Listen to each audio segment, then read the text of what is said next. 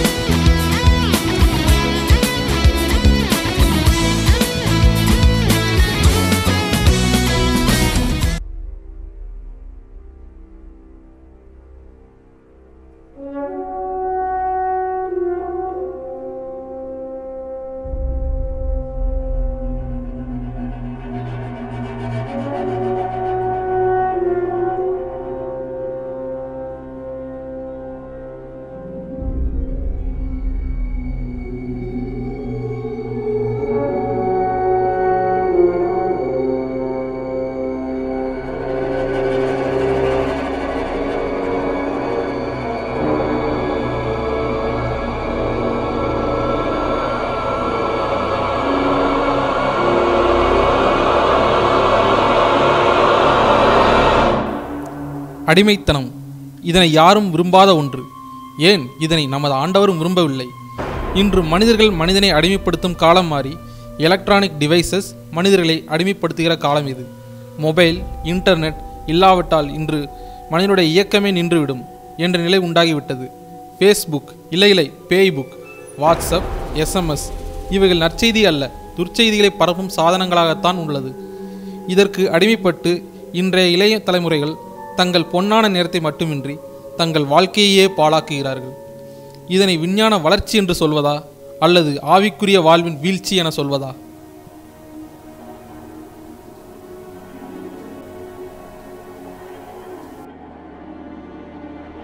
தவறான தகவல்களை கொடுத்து நட்பாகி தவறான பாதைக்கு அழைத்து செல்லும் ஃபேஸ்புக், அதில் போடப்படும் உங்கள் படங்களை நிர்வாணமாக மாற்றும் மார்ஃபிங் டெக்னாலஜி,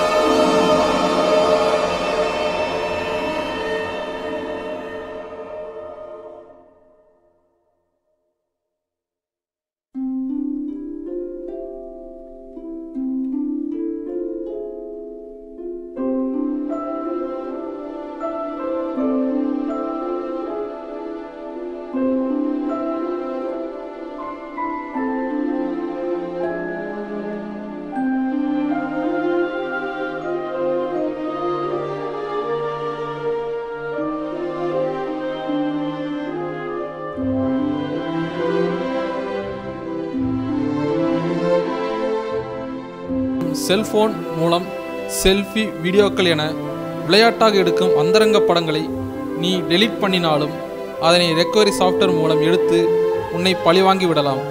செல்ஃபி உனக்கு தேவைதானா? முடிவு மரணம் என்பதை மறந்துவிடாது.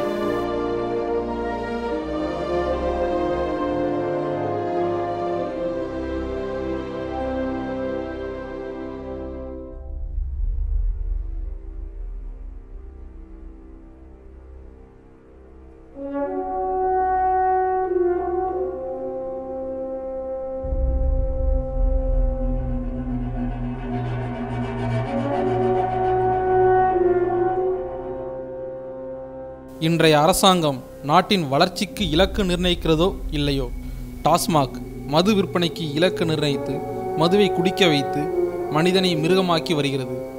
இதில் இன்று இளம் பெண்கள் களத்தில் குதித்து நாங்களும் சளைத்தவர்கள் அல்ல என போட்டி போட்டு குடிக்கின்றனர். பள்ளி பிள்ளைகள் பையில் பாடப்புத்தகங்கள் இருக்கிறதோ இல்லையோ, பாட்டில் இருக்கிறது. இவர்களை குடியின் பிடியிலிருந்து காப்பாற்றப் போவது யார்?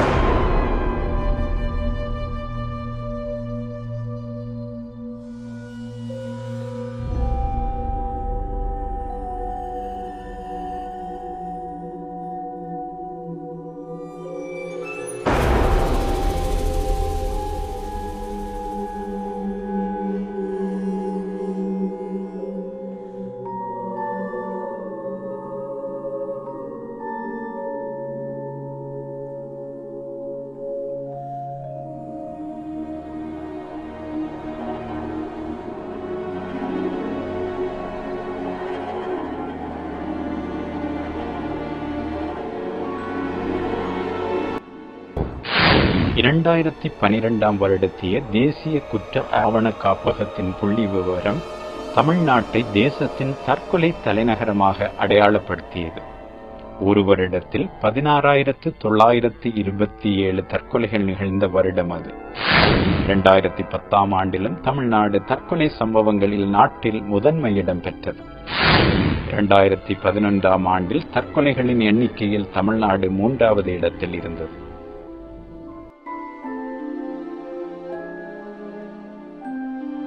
தற்கொலை முயற்சி பண்ணுறவங்க தோல்வி அடைஞ்சவங்களா இருக்கிறதில்ல. எக்ஸாமில் நல்லா மார்க் எடுத்து 95% தான் எடுத்தேன், இது எனக்கு பத்தலை, நான் எதிர்பார்த்ததை விட கம்மியாக இருக்குது, அதனால நான் செத்து போக முயற்சி பண்ணேன் அப்படின்னு வர ஆரம்பிச்சிருக்காங்க. இது ஒரு ரொம்ப கவலைக்குரிய ஒரு விஷயம். முன்னாடியெல்லாம் தோல்வி அடைஞ்சவங்க அந்த மாதிரி முயற்சி பண்ணுவாங்க. இது எதை குறிக்கிறதுனா பசங்க மேலே இருக்கிற ஒரு பாரத்தை குறிக்குது. இந்தியாவில் தமிழகம் முதலிடம். கல்வியில் அல்ல, தொழில் முன்னேற்றத்திலும் அல்ல, இளைஞர்களின் தற்கொலையில் முதலிடம். தேர்வில் தோல்வியினால் மட்டுமின்றி எதிர்பார்த்த மதிப்பெண் கிடைக்காததினால் தற்கொலை, காதல் தோல்வியினால் பழிவாங்கும் வகையில் கொலைகள், கற்பழிப்பு, கொடூரமான செயல்கள் இன்று இளைஞர்கள் மத்தியில் மலிந்து விட்டது. இதனை தடுத்து நிறுத்துவது யார்?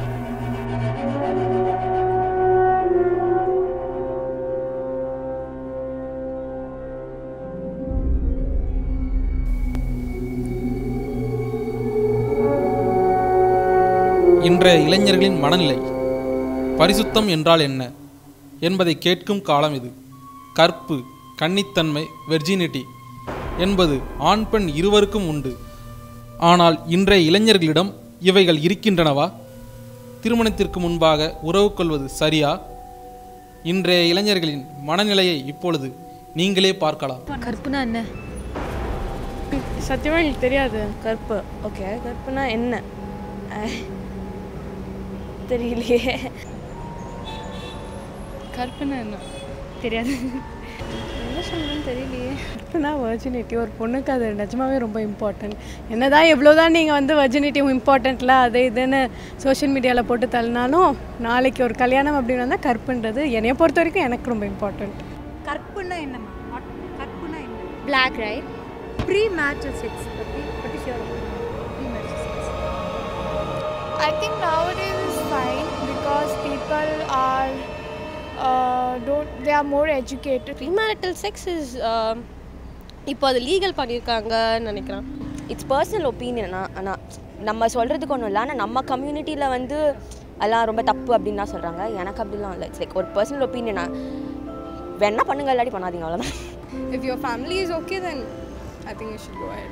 என்னை பொறுத்த வரைக்கும் சரிதான். கல்யாணத்துக்கு அப்புறம் தான் பண்ணணும் அப்படிங்கிற ஒரு பேசிக் இதுவே நம்மளுக்கு மேலே இம்போஸ் பண்ணுறாங்க. அது அப்படி தான் அப்படின்னு. பட் என்னை பொறுத்த வரைக்கும் அதெல்லாம் இல்லை. உங்களுக்கு வேணும்னா it's your own feelings, right? It's actually wrong. என்னை பொறுத்த வரைக்கும் அது தப்புன்னு சொல்ல மாட்டேன். அது தப்பு, உண்மையாக சொல்கிறேன், அது தப்பு. எனக்கு அன்பானவர்களே, வீடியோ கிளிப்பிங்ஸ் நீங்கள் பார்த்துருப்பீர்கள். இதில் சில காரியங்களை நான் உங்களுக்கு கொஞ்சம் விவரமாக சொல்ல விரும்புகிறேன். முதலாவதாக அடிமைத்தனம். இந்த மொபைல் ஃபோன், இன்டர்நெட், ஃபேஸ்புக் என்னமா அதில் அநேக காரியங்கள் இன்று வாலிபர்களை அடிமையாக்கி வைத்திருக்கிறதை பார்க்க முடிகிறது. பெற்றோர்களை விட்டு கூட இன்றைய வாலிப பிள்ளைகள் பிரிந்திருந்து விடுவார்கள். ஆனால் மொபைல் ஃபோனை விட்டோ இன்டர்நெட் விட்டு அவர்கள் பிரித்து விடுவது கடினமான ஒரு காரியமாக இருக்கிறது. இவைகள் முன்பின் தெரியாதவர்களோடு பழக வைத்து நட்பாகி அது காதலாகி கடைசியிலே கொடூரமான முடிவு எடுக்க வேண்டிய ஒரு நிர்பந்தமான நிலைமைகளை போய் முடிகிறதை பார்க்க முடிகிறது. இதை பார்க்கும்பொழுது எவ்வளவு வேதனையாக இருக்கிறது. போடப்பட்ட பெண் பிள்ளைகளின் படங்கள் இந்த மார்ஃபிங் டெக்னாலஜி மூலமாய் நிர்வாணமாக சித்தரிக்கப்பட்டு வேர்ல்டு ஃபுல்லாக நெட் மூலமாக பரவி அவருடைய வாழ்க்கை சீரழிக்கப்படுகிறது. செல்ஃபி எடுக்கிறாங்க, அதிலும் அப்படித்தான் ஆய்வெடுக்கிறது. அதோடு மட்டுமல்ல, அந்த ரெக்கவரி சாஃப்ட்வேர்னு ஒன்று இருக்குது. விளையாட்டாக இந்த பிள்ளைகள் எடுக்கிற தகாத ஆபாசமான படங்கள் தங்களே எடுத்துக்கொள்கிறதை எடுத்துவிட்டு அழித்து விடுவார்கள். இவர்கள் நினைக்கிறார்கள் இது அழிந்துவிடும் என்று சொல்லி, ஆனால் அவைகள் அழிக்காமல் அதில் ஒரு பகுதியிலே ஒட்டி கொண்டுதான் இருக்கும். அதை எப்பொழுது இந்த மொபைல் ஃபோன் ரிப்பேர் ஆகிறதோ, சர்வீஸ் கொடுக்கும் பொழுது இந்த சாஃப்ட்வேரை அவர்கள் பயன்படுத்தி அதோட படங்கள் அத்தனையும் எடுத்து அவர்கள் அதன் மூலமாய் இந்த பிள்ளைகளை மிரட்டி தவறான பாதைக்கு இழுத்து செல்லக்கூடிய சம்பவங்களை பத்திரிகைகளிலும் தொலைக்காட்சிகளிலும் தினமும் நாம் பார்த்து வருகிறோம். இன்னைக்கு அந்த ரெக்கவரி சாஃப்ட்வேர் மூலமாக அநேக பிரச்சனைகள் வாலிப சமுதாயத்துக்கு தான் ஏற்படுகிறது. இதனால் அநேக வாலிப சமுதாயத்திலே பிள்ளைகளுடைய வாழ்க்கை சீரழிக்கப்படுகிறது.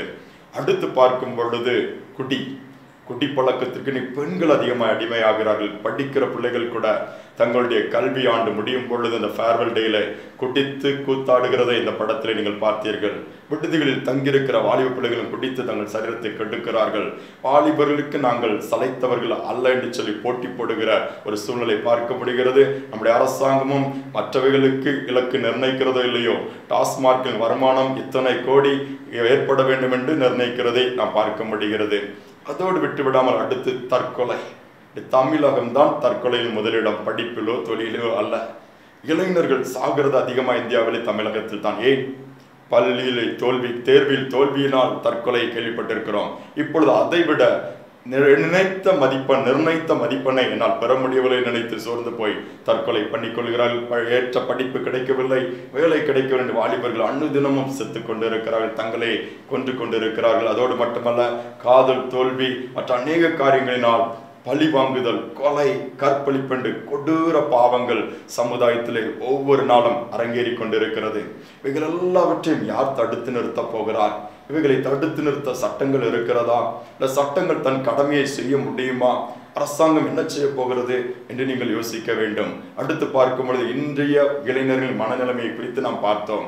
யோசித்து பாருங்கள். பரிசுத்தம் என்றால் என்னென்று தெரியவில்லை. கற்பு என்றால் கன்னி பெண்களுக்கு அது தெரியவில்லை. சாதாரண ஒரு விளையாட்டு பொருளாக பயன்படுத்தலாம் என்று நினைக்கிறார்கள். திருமணத்திற்கு முன்பாகவே தங்கள் தவறான உறவுகளை ஏற்படுத்திக் கொள்ளலாம் என்று சொல்லி ஆணித்தரமாய் பேசுகிற ஒரு காலத்திலே நாம் வாழ்ந்து கொண்டிருக்கிறோம். இவைகள் தேவனுடைய பார்வைக்கு ஏற்றுக்கொள்ளக்கூடியதா? இந்த பரிசுத்த வேதாகமம் என்ன சொல்லுகிறது? இதில் உள்ள காரியங்களை ஏன் கற்றுக் கொடுக்கவில்லை, ஏன் கற்றுக்கொள்ளவில்லை? இந்த திருச்சபைகளுக்கு மிகப்பெரிய பங்கு, ஊழியங்களுக்கு மிகப்பெரிய பங்கு பொறுப்பு கொடுக்கப்பட்டிருக்கிறது. பரிசுத்தத்தை கொடுத்து பேசுவதற்கு ஆட்கள் இல்லை, ஊழியங்கள் இல்லை, ஊழியக்காரர்களை குறைந்து கொண்டேதான் போகிறது. இந்த பரிசுத்தம் எவ்வளவு முக்கியம் என்பது இந்த பரிசுத்த வேதாகமம் கற்றுக் கொடுக்கிறது. கற்புள்ள கன்னிகைகளாக நாம் நியமிக்கப்பட்டிருக்கிறோம் என்று சொல்லி வேதம் சொல்லுகிறது. ஏனென்றால் புத்தியுள்ள கன்னிகைகள் தான் மணவாளனோடு கூட அந்த கல்யாண விருந்திலே கலந்து கொண்டார்கள் என்று சொல்லி வேதம் சொல்லுகிறது. இவைகளெல்லாம் பார்க்கும் பொழுது நம்முடைய உள்ளங்கள் வேதனைப்படுகிறது. நமக்கும் பிள்ளைகள் இருக்கிறார்கள் அல்லவா? ஏதோ வளர்த்து மருத்துவர்களாகவோ இன்ஜினியர் ஆகிவிட்டால் சாதித்து விட்டோம் என்று சொல்லி அல்ல. ஒரு கற்புள்ள கன்னிகைகளாய் ஆண்களையும் பெண்களையும் வாலிப பிள்ளைகளையும் வளர்த்து அந்த மணவாளனுடைய வருகைக்கு நம்மை ஏற்படுத்துவதுதான் அவசியமாக இருக்கிறது. இந்த நாட்டில் சற்று இதை யோசித்தவர்களாய் ஜெபித்து செயல்பட அழைக்கப்படுகிறோம். இதற்காகத்தான் இந்த வாலிபர் ஊழியத்தை கர்த்தர் ஏற்படுத்தி கொடுத்திருக்கிறார். தடமாறுகிற இந்த இளைய தலைமுறைகளை தடுத்து நிறுத்தி அவர்களை கர்த்தருடைய பாதைக்கு திருப்பும்படியாய் நாங்கள் பிரயாசப்பட்டு வருகிறோம். இதனால் தொடர்ந்து நீங்களும் உங்கள் தோள் கொடுக்க முடியும். இதற்காய் கொடுத்து வருகிறீர்கள், ஜெபித்து வருகிறீர்கள். இது போதாது, இன்னும் ஜெபிக்கும்படி அவங்களை நான் அன்போடு கூட கேட்டுக்கொள்கிறேன். தொடர்ந்து நீங்கள் பார்க்க போகிறீர்கள். இந்த ஊழியத்தின் மூலமாய் செய்து வருகிற கர்த்தருடைய பணியையும் தொடர்ந்து உங்களுக்கு காண்பிக்க விரும்புகிறோம். கண்டு கர்த்தர் பக்கமாய் இன்னும் அதிகமாய் திரும்பி காரியங்களை செய்ய அன்போடு கூட உங்களை அழைக்கிறேன். கர்த்தர் உங்களை ஆசீர்வதிப்பாராக.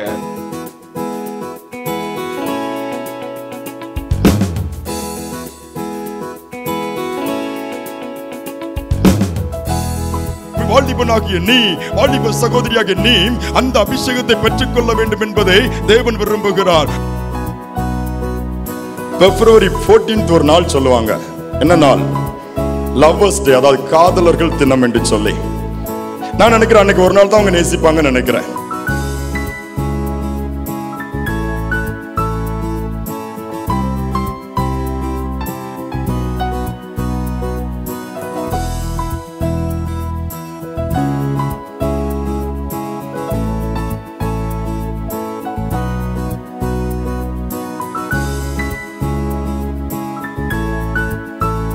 Holiness is very important. அதெல்லாம் விட்டுறாதுங்க. பரிசுத்தம் வேணும் நமக்கு. யாரையும் நினைவிலே வாழாதுங்க, ஆண்டவருடைய நினைவிலே வாழுங்க. ஞானஸ்நானம் எடுக்கும்போது சம்திங் இந்த பரிசுத்த ஆவி எனக்குள்ளாக இறங்குனது நான் உணர்ந்தேன். இப்போ அபிஷேகம் பெற்றுக்கொண்டேன், ஆவியானவர் என்னோடு கூட இருக்கு. கர்த்தருடைய பிள்ளையாக நடந்துக்கணும்னு சொல்லிட்டு காட் எனக்கு பர்ஃபெக்டாக டீச் பண்ணாரு. நம்ம பண்ண பாவம் எல்லாமே என்னோட மனசில் சுமந்து ரொம்ப சோர்ந்து போயிட்டேன். ஆனால் இப்போ என்னோட மனசே லகுவாக இருக்குது. எனக்கு இப்போ எந்த ஒரு போர்டனுமே இல்லாத மாதிரி இருக்குது. உங்கள் வாழ்க்கையில் நீங்கள் நினைக்கலாம், எனக்காக யார் பரிந்து பேசுவார், எனக்காக யார் யுத்தம் பண்ணுவார், என் சூழ்நிலை யாரிடம் போய் சொல்லுவது. எல்லா பக்கத்திலும் சொல்லி பார்த்திருக்கலாம், எல்லா இடத்திலும் உதவி செய்கிறோம் சொல்லி உங்களை உதறி இருக்கலாம். நம்பிக்கையற்ற நேரத்தில் நம்பிக்கையற்று போய் இந்த இடத்துல நீ உட்கார்ந்து இருக்கலாம். ஒருவேளை வீட்டின் நிலைமை எங்கிருந்து எதிர்பார்க்கும் பொழுது நான் இன்று சந்தோஷமாக இருக்கிறேன், நான் ஆண்டவருடைய சமூகத்தில் இருக்கிறேன். ஆனால் என் குடும்பத்தில் இன்னும் இருள் இருக்கிறது, என் குடும்பத்தில் இன்னும் போராட்டம் இருக்கிறது, என் குடும்பத்திலே சமாதானம் இல்லை, என் குடும்பத்திலே சந்தோஷம் இல்லை. எவ்வளவுதான் ஆராதனைகளுக்கு சென்றாலும், கூட்டங்களுக்கு சென்றாலும், ஜெபித்தாலும் மாற்றம் இல்லாமல் அதே சூழ்நிலை தான் இருக்கிறது என்று சொல்லி புலம்பிக் கொண்டிருக்கிறாயோ, உன்மேல் உன் குடும்பத்தின் மேல் வைராக்கியம் கொண்டிருக்கிற கர்த்தர் சொல்லுகிறார், சூழ்நிலையை மாற்றுவேன் என்று சொல்லி.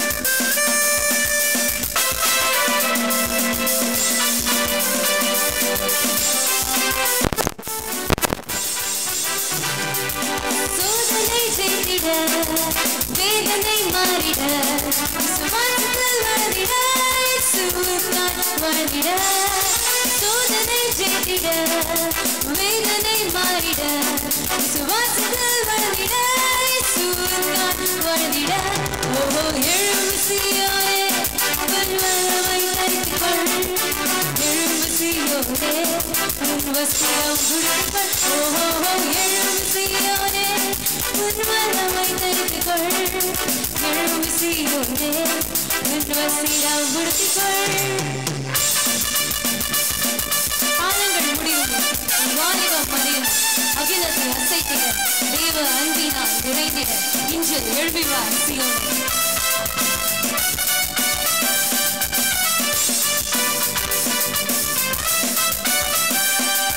காலங்கள் முடியும் உன் வாலிபம் மறையும் அகிலத்தை அசைத்திட தேவ அன்பினால் நிறைந்திட காலங்கள் முடியும் உன் வாலிபம் மறையும் அகிலத்தை அசைத்திட தேவ அன்பினால் நிறைந்திட ஓஹோ எழும்பு சீயோனே உன் வல்லமை தரித்துக்கொள் எழும்பு சீயோனே உன் வஸ்திரம் உடுத்திக்கொள் ஓஹோ எழும்பு சீயோனே உன் வல்லமை தரித்துக்கொள் எழும்பு சீயோனே உன் வஸ்திரம் உடுத்திக்கொள் இன்று நீ எழும்பினார் என்றுமே வாழ்வார் இன்று நீ தூங்கினார் என்றுமே மறுவார் அதனால் எழும்பிவார் இன்று சீயோனே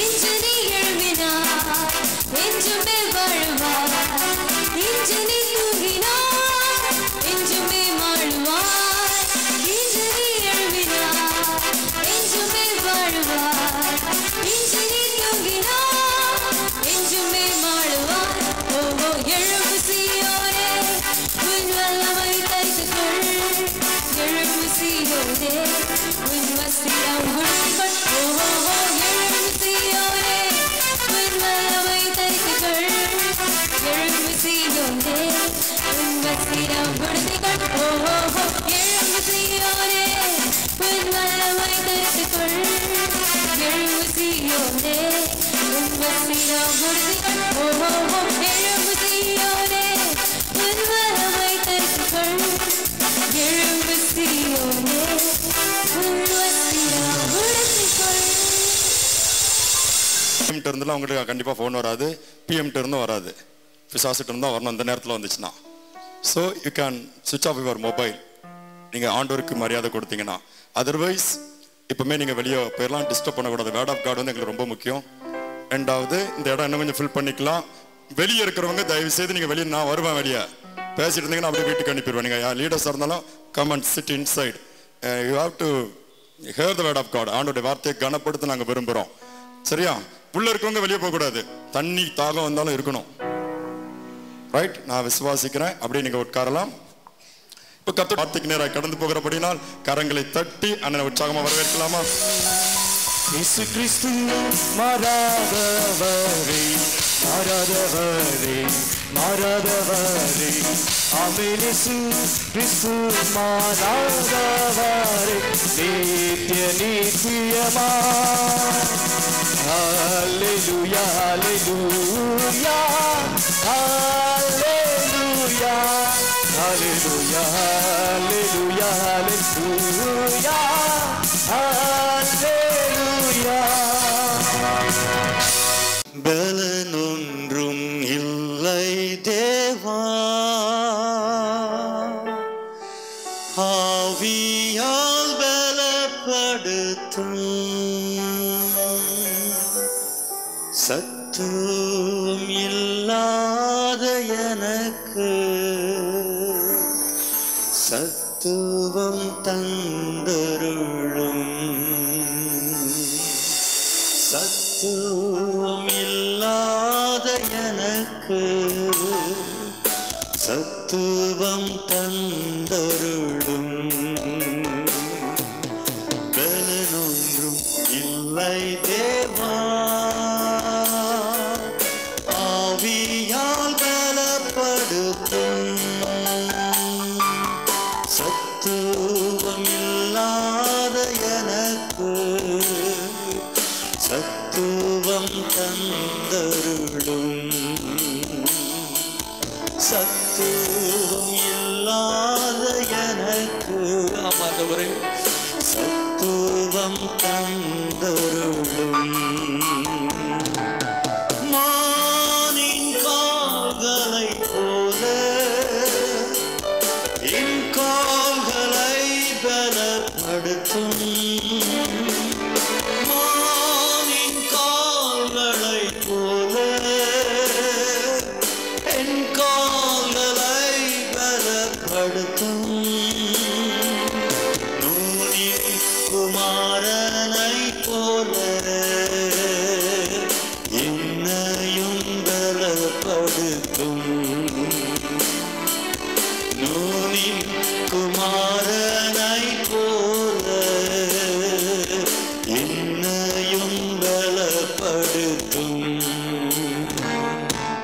பலனொன்றும் இல்லை தேவா ஆவியால் பலப்படுத்தும் சத்துவம் இல்லாத எனக்கு சத்துவம் தந்தருளும் ஓ சத்துவம் இல்லாத எனக்கு சத்துவம் தந்தருளும் சோர்வுற்ற நேரங்களில் எல்லாம் வழுவாமல் காத்து நடத்தும் சோர்வுற்ற நேரங்களில் எல்லாம் வழுவாமல் காத்து நடத்தும் கழுகு போல் செட்டைகள் அடித்து உயரே எழும்ப செய்யும் கழுகு போல் செட்டைகள் அடித்து உயரே எழும்ப செய்யும் பலனொன்றும் இல்லை தேவா ஆவியால் பலப்படுத்தும் சத்துவம் இல்லாத எனக்கு சத்துவம் தந்தருளும் சத்துவம் இல்லாத எனக்கு சத்துவம் தந்தருளும் உயர்த்தி சொல்லுமா அப்போஸ்தலர் நடபடிகள் 2ஆம் அதிகாரம் 17ஆம் வசனம். Act chapter 2 verse 17. கடைசி நாட்களில் நான் மாம்சமான யாவர் மேலும் என் ஆவியை ஊற்றுவேன். அப்பொழுது உங்கள் குமாரரும் உங்கள் குமாரத்திகளும் தரிசனம் சொல்லுவார்கள், தீர்க்க தரிசனம் சொல்லுவார்கள். உங்கள் வாலிபர் தரிசனங்களை அடைவார்கள், தரிசனங்களை அடைவார்கள். உங்கள் மூப்பர் சொப்பனங்களை காண்பார்கள். கை வைத்து ஆமென் சொல்லுங்க. அல்லேலூயா, அல்லேலூயா. இந்த அருமையான இந்த ஆண்டு விழாவின் இந்த மாலை வேளையிலே அன்பான நெட்வின் அண்ணன் அவர்கள் ஜெபத்தோடு அவர்கள் காத்திருந்த பொழுது கர்த்தர் வெளிப்படுத்தின இந்த செய்தியின் இந்த தலைப்பு அல்லது இந்த தீம் ஆஃப் திஸ் மெசேஜ் ஆண்டவர் கொடுத்தது வாலிபர் தரிசனம் அடைவார்கள். ஆண்டவர் இந்த ஆண்டு விழாவிற்கு கொடுத்த தலைப்பு வாலிபர் தரிசனம் அடைவார்கள், தரிசனங்களை அடைவார்கள். என் அன்பு கர்த்தருடைய பிள்ளைகளே, யோவேல் தீர்க்கதரிசியின் மூலம் உரைக்கப்பட்ட கர்த்தருடைய வார்த்தையை பேதுரு மீண்டும் யூத ஜனங்களுக்கு சொல்லும் போது இந்த வார்த்தையை நாம் வாசிக்க கேட்டோம். இதே வசனத்தை யோவேல் 2ஆம் அதிகாரம் 28ஆம் வசனத்திலும் நாம் வாசிக்கிறோம். கடைசி நாட்களில் மாம்சமான யாவர் மேலும் என் ஆவியை நான் ஊற்றுவேன். என் அன்பு கர்த்தருடைய பிள்ளைகளே, நாம் வாழுகிற இந்த காலம் ஒருவேளை இது விஞ்ஞான காலமா இருக்கலாம், கம்ப்யூட்டர் நாட்களா இருக்கலாம், ஒருவேளை எல்லா மாடர்ன் டெக்னாலஜியில வளர்ந்திருக்கிற ஒரு நாட்களா இருந்தாலும், மறுபக்கத்திலே நாம் வாழுகிற இந்த 2015ஆம் ஆண்டு ஆவியானவருடைய காலம் என்பதை ஒருவரும் மறுக்க முடியாது. கை வைத்து ஆமென் சொல்லுங்க. அல்லேலூயா. ஆண்டவர் வேக வேகமாய் அபிஷேகத்தை ஊற்றி கொண்டு வருகிறார். நான் பல சபைகளிலே பிரசங்கிக்கிறவன், நான் ஒரு சுவிசேஷகனாகவே வாரந்தோறும் ஒவ்வொரு ஆலயங்களிலே பிரசங்கிக்கிறேன். CSI ஆலயம், லூத்தரன், மெத்தடிஸ்ட், பெண்டிகாஸ்டல், ஏஜி சகல சபையிலும் நான் பிரசங்கித்துக் கொண்டு வருகிறேன். நான் பார்க்கிற ஒரு காரியம், பல வருஷங்களுக்கு முன்பாக அப்படிப்பட்ட main line churches, Lutheran or Methodist or CSI ஆலயங்களில் பிரசங்கிக்கும் போது ஜனங்களிடத்தில் அபிஷேகத்தை பார்க்கவே முடியாது. கடைசி ஜெபத்தை நடத்தும் பொழுது எல்லாரும் அசையாமல் அப்படி சிலை போல நின்று கொண்டிருப்பார்கள். ஆனால் இப்பொழுது காலங்கள் மாறிவிட்டது. ஆவியானவர் எல்லா சபைகளிலும் வேக வேகமாய் தன்னுடைய வல்லமையை ஊற்றி கொண்டிருக்கிறார். எந்த ஆலயத்திலே சென்று ஜெபித்தாலும் கடைசி இறுதி ஜெபத்தை நடத்தும் பொழுது அங்கும் தேவனுடைய பிள்ளைகள் ஆவியில நிரம்பி அந்நிய பாஷைகளை பேசி அபிஷேகத்தில் நிரம்பி துள்ளி குதிப்பதை அடியன் பார்த்து கர்த்தரை நான் மகிமைப்படுத்தி கொண்டிருக்கிறேன். அல்லேலூயா. சபை பாகுபாடு இல்லாமல் ஆவியானவர் ஊற்றப்பட்டு கொண்டிருக்கிறார். வேதம் சொல்லுகிறது, கடைசி நாட்களில் ஆண்டவர் தம்முடைய அபிஷேகத்தை ஊற்றுகிறாராம். கடைசி நாட்கள். சில நேரத்தில் நாம் பார்க்கும் பொழுது சில நம்முடைய கவர்மெண்ட் சில காரியத்திற்கு நமக்கு கால கெடு கொடுக்கிறது. குறிப்பாக இந்த 31ஆம் தேதி வரைக்கும் 1000 ரூபாய் 500 ரூபாய் நோட்ல அது 2005ஆம் ஆண்டுக்கு முன்பாக அச்சடிக்கப்பட்ட நோட்டையெல்லாம் நீங்கள் கொண்டு வந்து பேங்க்ல மாற்றி கொள்ளணும் என்று இந்த ஜூன் 30th வரைக்கும் நமக்கு டைம் கொடுத்தார்கள். ஜூன் 30th 31st கரெக்டாக சொல்லிட்டேன். ஜூன் 30th வரைக்கும் டைம் கொடுத்தார்கள். உடனே விழுந்து எல்லாம் ஓடி போய் மாத்திக்கிட்டு இருந்தாங்க. இப்ப அப்படியே சில கூமட்டைங்க மாத்தலன்னு சொல்லி இப்ப அடுத்து ஒரு 6 மாதம் எக்ஸ்டெண்ட் பண்ணி இந்த வருஷத்தின் டிசம்பர் 31st வரைக்கும் உங்களுக்கு டைம் என்று சொல்லி இருக்கிறார்கள். எல்லாத்துக்கும் ஒரு காலத்தை வைக்கிறார்கள். அதற்குள்ளே ஜனங்கள் ஓடி போய் முட்டி மோதி இத்தனாம் தேதிக்குள்ளே ஆதார் கார்டு வாங்கணும்னு சொன்னா லீவு போட்டு போய் நிற்கிறோம், கியூல நிற்கிறோம், அடிதடி போட்டு எப்படியாவது அதை வாங்க வேண்டும். 2 நாள் தான் டைம் இருக்குது, இன்னும் 1 நாள் தான் டைம் இருக்குது என்று சொல்லி வேக வேகமாய் காலத்தை பயன்படுத்திக் கொள்கிறோம். என் ஆண்டவர் சொல்கிறார், இது கடைசி நாட்கள், இது அபிஷேகத்தை ஊற்றுகிற நாட்கள். இது எப்பொழுது உலக பிரகாரமான ஆசீர்வாதத்திற்கு அரசாங்கம் கால கெடு முடிகிற நேரத்தை, கிரேஸ் பீரியட் முடிகிற நேரத்தை முன்னறிவிக்கிறது. ஆனால் ஆவிக்குரிய ஆசீர்வாதத்தில் என் ஆண்டவர் ஒரு நாளும் ஆவிக்குரிய ஆசீர்வாதத்தின் கால அவகாசம் எப்பொழுது முடியும் என்று ஒருவருக்கும் என் ஆண்டவர் முன் அறிவிப்பது இல்லை. அதை பயன்படுத்திக் கொள்ளுகிறவன் பாக்கியவான், அதை துரிதமாய் பிடித்துக் கொள்ளுகிறவன் பாக்கியவான். கை வைத்து ஆமென் சொல்லுங்க. அல்லேலூயா. அபிஷேகத்தை ஊற்றி என் ஆண்டவர் கடைசி நாட்களிலே தன் பிள்ளைகளிடத்தில் சில எதிர்பார்ப்புகளை வைக்கிறார்.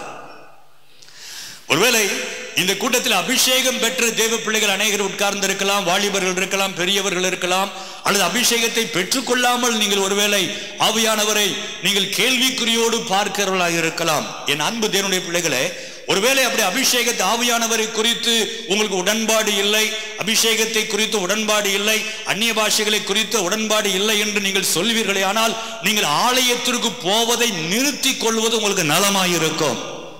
உங்கள் சபைக்கு நீங்கள் போவதை நிறுத்திக் கொள்வது உங்களுக்கு நலமாயிருக்கும்.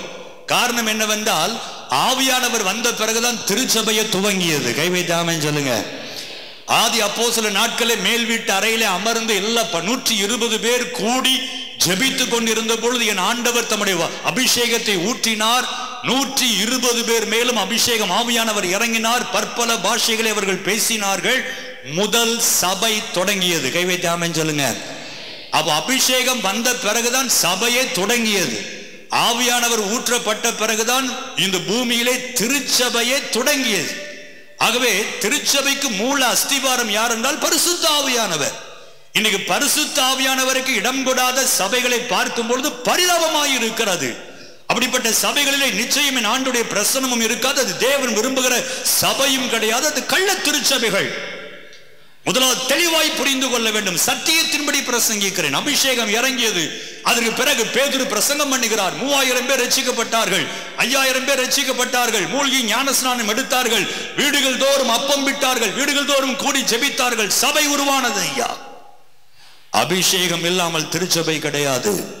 அவ இன்றைக்கு அப்படிப்பட்ட எண்ணத்தோடு யாராவது இருந்தால் இன்றைக்கு உங்கள் இருதயத்தை மாற்றிக்கொண்டு இன்று இரவு ஆண்டவரே உங்களுடைய அபிஷேகத்தை எனக்கும் ஊற்றி என்னையும் அபிஷேகித்து அனுப்பும் என்று தாகத்தோடு இருப்பீர்களானால் உங்களையும் நிரப்புவதற்கு என் ஆண்டவர் ஜீவன் உள்ளவராய் இருக்கிறார். கை வைத்து ஆமென் சொல்றீங்களா? அல்லேலூயா. சரி, ஆண்டவருக்கு நம்ம மேல சில எதிர்பார்ப்புகள் பாருங்க. நான் உங்கள் மேல் அபிஷேகத்தை ஊற்றும் போது அவர் சொல்லுகிறார், ஆவியானவருடைய அபிஷேகம் வரும்போது உங்கள் குமாரரும் உங்கள் குமாரத்திகளும் தீர்க்க தரிசனம் சொல்லுவார்கள், உங்கள் வாலிபர் தரிசனம் அடைவார்கள், உங்கள் மூப்பர் சொப்பனங்களை காண்பார்கள். கண்டாலும் காண்பார்கள், தரிசனம் அடைந்தாலும் அடைவார்கள். அப்படியெல்லாம் என் ஆண்டவர் எழுதி வைக்கல. அவர் அடைவார்கள், இவர்கள் தரிசனங்களை காண்பார்கள், மூப்பர்கள் உங்கள் வாலிபர்கள் தீர்க்க தரிசனம் சொல்லுவார்கள் என்று அபிஷேகம் பண்ணுகிற ஆண்டவர் எதிர்பார்ப்பை நமக்குள் எதிர்பார்ப்பை அவர் வைத்து காத்து கொண்டிருக்கிறார். அல்லேலூயா, அல்லேலூயா. இன்னைக்கு நான் வாலிபர்களை பார்க்கும்போது ஒரு பக்கத்தில் இன்னைக்கு நாம் வீடியோவில் பார்த்ததை போல அசுத்தங்களும் ஆபாசங்களும் கற்பனா என்னன்னு கேட்குது பாருங்க. அந்த பிள்ளை பிளாக்கான்னு கேட்குது. அமெரிக்காக்காரின்னு நினைக்கிறேன். அப்பா வளர்த்துருக்கிறேன், அப்பா அம்மாவை சொல்லணும். பிள்ளை கற்பனா அது என்ன பிளாக்கான்னு கேட்குதுன்னா தப்பு அது மேலே இல்லை. அப்பனா அம்மா ஆத்தாவும், ஆத்தா கற்போட இருந்தானே பிள்ளை கற்போட இருக்கும். வரேன் பின்னாடி மெசேஜில் வரேன். ஒரு பக்கம் இப்படி சீர்கட்டு வாலிபர்கள் போனாலும் மறுபக்கத்தில் தேவ ஊழியர்களை நாங்கள் பார்க்கிறோம். வாலிபர்கள் நடுவில் ஒரு பலத்தை எழுப்புதலை கர்த்தர் கொடுத்து கொண்டிருக்கிறார். அல்லேலூயா, அல்லேலூயா. அநேக காலேஜஸ்ல பாத்தீங்கன்னா பிரேயர் செல் இருக்கிறது. அநேக ஹாஸ்டல்ஸ், பிள்ளைகள் தங்கி இருக்கிற ஹாஸ்டல் ஒரு பக்கம் தண்ணி அடிச்சுட்டு இருக்குதுங்க பிள்ளைங்க, மறுபக்கத்துல வாலிபர்கள் கூடி ஜெபிக்கிற ஜென்ஸ் ஹாஸ்டல், லேடிஸ் ஹாஸ்டல் எல்லாத்துலயும் பிரேயர் செல் இருக்கிறது. ஸ்கூல்ஸ்ல பிரேயர் செல் இருக்கிறது, காலேஜ்ல இருக்கிறது, ஹாஸ்டல்ஸ்ல இருக்குது, ஐடில இருக்குது, ஹாஸ்பிட்டல் நான் ஊழியம் செய்து கொண்ட SRMC ஹாஸ்பிட்டல்ல பிரேயர் செல்ஸ் இருக்கிறது. அதே வாலிப பிள்ளைகள் தான். நாங்கள் நடத்துகிற புதன்கிழமை கூட்டத்துக்கு வருகிற முக்காவாசி பேர் வாலிப பிள்ளைகள். ஒரு பக்கம் ஆண்டவரை தேடுகிற உணர்வுள்ள இருதயமுள்ள வாலிபர்களை பார்க்கும் போது இருதயத்தில் பெரிய மகிழ்ச்சி உண்டாகிறது. இதைத்தான் என் ஆண்டவர் சொன்னார், அசுத்தம் செய்கிறவன் அசுத்தம் செய்யட்டும், அநியாயம் செய்கிறவன் அநியாயம் செய்யட்டும், நீயோ பரிசுத்தம் உள்ளவன் இன்னும் பரிசுத்தமாக. நீ அவர்களை பார்த்து நீ ஓடிவிடாதே, அவர்களை பார்த்து நீ மாறிவிடாதே. உன்னை பார்த்து அவர்கள் மாறட்டும் அல்லது மாறாமல் போகட்டும், ஆனால் நீயோ பரிசுத்தம் உள்ளவன் இன்னும் பரிசுத்தமாக. மகிமையின் மேல் மகிமை, கிருபையின் மேல் கிருபை, பரிசுத்தத்தின் மேல் பரிசுத்தம் அடையணும் சொல்லி என் ஆண்டவர் நம்மை அபிஷேகத்தால் நிரப்பி இருக்கிறார். கை வைத்து ஆமென் சொல்றீங்களா? வாலிபர்கள் தரிசனம் அடைவார்கள். அதுல பாத்தீங்கன்னா யோவேல் 2:28 வாசிக்கும் போது வாலிபர்கள் தரிசனங்களை காண்பார்கள் இருக்கும். அப்போஸ்தலர் 2:17 வாசிங்கன்னா தரிசனம் அடைவார்கள் அப்படி இருக்கும். அல்ல கவனிங்க, தரிசனம் ஒவ்வொரு வாலிபர்களுக்கும் அவசியம். நீதிமொழிகள் 29:18 சொல்லுகிறது, தீர்க்க தரிசனம் இல்லாத இடத்தில் ஜனங்கள் சீர்கெட்டு போவார்கள். Where there is no vision, the people perish. தரிசனம் இல்லாத இடத்தில் ஜனங்கள் அழிந்து போவார்கள். உட்கார்ந்துருக்கிற வாலிப பிள்ளைங்களை பார்த்து, தம்பிமாரை பார்த்து, ஃபியூச்சரை குறித்து உனக்கு என்னப்பா பிளான் சொன்னா கண்டிப்பா உங்களுக்குள்ள ஒரு ஆம்பிஷன் வைத்திருப்பீர்கள். கண்டிப்பா உங்களுக்குள்ள உங்கள் எதிர்காலத்தை குறித்து ஒரு எண்ணம், ஒரு திட்டம், ஒரு தீர்மானம், ஒரு கோல், ஒரு அச்சீவ்மெண்ட் ஒன்றை வைத்திருப்பீங்க. நான் டாக்டரா வரணும், நான் பெரிய ஐடியில் இப்போ ஒரு ஐடி இன்ஜினியராக வரணும், இல்லை ஒரு பொலிட்டிஷியன் லீடராக வரணும், இல்லைன்னா ஒரு நல்ல ஒரு ஸ்போர்ட்ஸ் மேனாக வரணும். ஏதாவது ஒரு தரிசனம் உங்களுக்குள்ளே கண்டிப்பா இருக்கும். தரிசனமே இல்லாமல் வாழ்கிற எந்த ஒரு மனிதனும் வாழ்க்கையிலே முன்னேறுவதாய் சரித்திரமே கிடையாது. ஒரு வியாபாரம் செய்தால் கூட அந்த வியாபாரத்திலே அவனுக்கு ஒரு தரிசனம் இருக்கணும். இந்த வியாபாரத்தை அடுத்த வருஷத்துக்குள்ள இவ்வளவு நான் பெருக்கணும், ஒரு பிரான்ச் ஆரம்பிக்கணும் என்ற தரிசனத்தோடு செயல்படுகிறவன் விருத்தி அடைவான். இதே போதும், வளர்ந்தா வளருவோம், இல்லைன்னா இருப்போம் என்று சொல்லுகிறவன் ஒரு நாளும் வளர்ச்சி அடையவே மாட்டான். உலக பிரகாரமான ஜனங்களுக்கு தரிசனம் எவ்வளவு அவசியமோ அதை விட அவசியம் ஆவிக்குரிய வாழ்க்கையிலே அழியாத ராஜ்யத்தை பெறப்போகிற உங்களுக்கும் எனக்கும் அழியாத தரிசனங்கள் அவசியம். கை வைத்து ஆமென் சொல்றீங்களா? இன்றைக்கு உங்கள் கண்களை என் ஆண்டவர் தரிசனம் அடைகிற கண்களாய் மாற்ற போகிறார். கை வைத்து ஆமென் சொல்றீங்களா? அல்லேலூயா, அல்லேலூயா. பைபிள் நீங்க வாசித்து பார்த்தீங்கன்னா, ஆண்டவர் யாரை பயன்படுத்த விரும்பினாலும், உங்களை தீர்க்கதரிசியை கர்த்தர் பயன்படுத்தணும்னா, தீர்க்கதரிசிக்கு ரொம்ப முக்கியம் என்னது? வாய், நாவு, வாய். இதை எந்த அளவுக்கு நீ பரிசுத்தமா காத்துக்கொள்றியோ அந்த அளவுக்கு உன் வாயில தீர்க்க தரிசன அபிஷேகத்தை கர்த்தர் வைப்பார். குணமளிக்கிற வரத்துக்கு முக்கிய உறுப்பு எது? கை. இந்த கையை நீ எந்த அளவுக்கு பரிசுத்தமா காப்பாத்திக்கிறியோ அந்த அளவுக்கு இந்த கரத்துல கர்த்தருடைய வல்லமை இறங்கும். அதே மாதிரி தான் உன்னுடைய கண்கள். வாலிபர் தரிசனம் அடைவார்கள். உன் கண்களை எவ்வளவு பரிசுத்தமாய் காத்துக்கொள்றீங்களோ அந்த அளவுக்கு பரலோக தரிசனங்களை கர்த்தர் உங்களுக்கு வெளிப்படுத்துவார். ஆமென் சொல்றீங்களா? அல்லேலூயா. 2 தீமோத்தேயு 2:21 நாம் வாசிக்கிறோம், எஜமான் பயன்படுத்துகிற பாத்திரம் அது பரிசுத்தமாக்கப்பட்டதும் எல்லா நற்கிரியைகளுக்கும் ஏற்ற அது பாத்திரமா இருக்கும். பரிசுத்தம் இல்லாத பாத்திரத்தை ஒரு டம்ளரை யூஸ் பண்ணா கூட நம்ம கழுவி பரிசுத்தமா தான் ஒரு டம்ளரை கூட யூஸ் பண்றோம். அப்ப பரலோக என் ஆண்டவர், பரிசுத்தமுள்ள என் ஆண்டவர் ஒரு வாலிபனை, ஒரு வாலிப தங்கச்சியை, ஒரு சகோதரனை, ஒரு சகோதரியை, ஒரு அங்கிள் ஆன்டியை பயன்படுத்த விரும்புகிறார். அவர் உங்களை புறக்கணிச்சு தள்ளல. ஆன்டி, நீங்க 80 வயசு இருக்கலாம், above 70 இருக்கலாம், 60ஸ்ல இருக்கலாம், 70ஸ்ல இருக்கலாம். உங்களையும் என் ஆண்டவர் சொல்லுகிறார், மூப்பர்கள் சொப்பனங்களை காண்பார்கள். சொப்பனம்னா என்ன அர்த்தம்? அதான் டெய்லி வருது பிரதர் எங்களுக்கு சொப்பனம். இதுல என்ன பிரதர் ஸ்பெஷல் சொப்பனம்னு கேட்குறீங்களா? நீங்க நினைக்கிறது பக்கத்து வீட்டில் கடன் வாங்கின பெருசுனா நாய் விரட்டுற மாதிரி சொப்பனம், பாதாளத்தில் தடிக்க விழுந்து பாத்ரூம்ல வலிக்க விழுற மாதிரி சொப்பனம். இந்த சொப்பனம் அல்ல, பரலோகத்தின் சொப்பனங்களை. எப்படி யாக்கோபுக்கு என் ஆண்டவர் சொப்பனக்காரன் பேர் வச்சாரோ அது போன்ற என் ஆண்டவர் உங்களுக்கும் பரலோகத்தின் சொப்பனங்களை காண்பிக்க வல்லமையுள்ளவராய் இருக்கிறார். கை வைத்து ஆமென் சொல்லுங்க. அல்லேலூயா. இன்றைக்கு ஆண்டவர் நமக்கு தரிசனங்களை காண்பிக்க வல்லமையுள்ளவராய் இருக்கிறார். நாம் தரிசனங்களை அடைய வேண்டும். ஆமென் சொல்லுங்க. குறிப்பாய் வாலிபர்கள், ஒரு 3 வாலிப ஆட்களை உங்கள் நடுவில் நான் வைத்து நான் சொல்லி ஜெபிக்க விரும்புகிறேன். தரிசனத்தோடு இருந்த 3 வாலிபர்கள். விஷன் என்று சொல்லும்போது, இப்ப நான் ஒரு பெரிய ஊழியக்காரனா வரணும் அப்படின்னு ஒரு என் மனசுல ஒரு விஷன் செட் பண்ணனா அது தரிசனம். இதுக்கு 2 மீனிங் கொடுக்கலாம். ஒன்று, என் உள்ளத்திலே நான் வைத்திருக்கிற தரிசனம். 2வது, நான் பெரிய ஊழியக்காரனா வரணும் என்று என் உள்ளத்தில் நான் எடுத்திருக்கிற தீர்மானம். புரியுதா நான் சொல்றது? நீங்க பெரிய ஒரு ஒரு விளையாட்டு வீரனா வரணும்னு நினைச்சீங்கன்னா ஒரு தரிசனம், ஒரு ஆசை, ஒரு வாஞ்ச, ஒரு எய்ம் நீங்க வச்சிருக்கீங்க. அதான் விஷன். உங்களுக்கு இருக்கிற விஷன். அந்த விஷன் இது கண்களாலே பார்க்கிற விஷன் அல்ல, இது உங்களுக்குள் உங்கள் மனதிலே நீங்கள் ஏற்படுத்தி கொள்ளுகிற ஒரு விஷன். கை வைத்து ஆமென் சொல்லுங்களேன். உங்கள் உள்ளத்திலே நீங்கள் ஏற்படுத்தி கொள்ளுகிற தரிசனம். அதைத்தான் இன்றைக்கு நாம் வேகமாய் தியானிக்க போகிறோம். தரிசனத்தோடு வாழ்ந்த வாலிபர்கள். மீண்டும் சொல்லுகிறேன், கர்த்தருடைய பிள்ளைகள் ஏனோ தானோன்னு வாழணும்னு பைபிள்ல எங்கேயுமே இல்லை.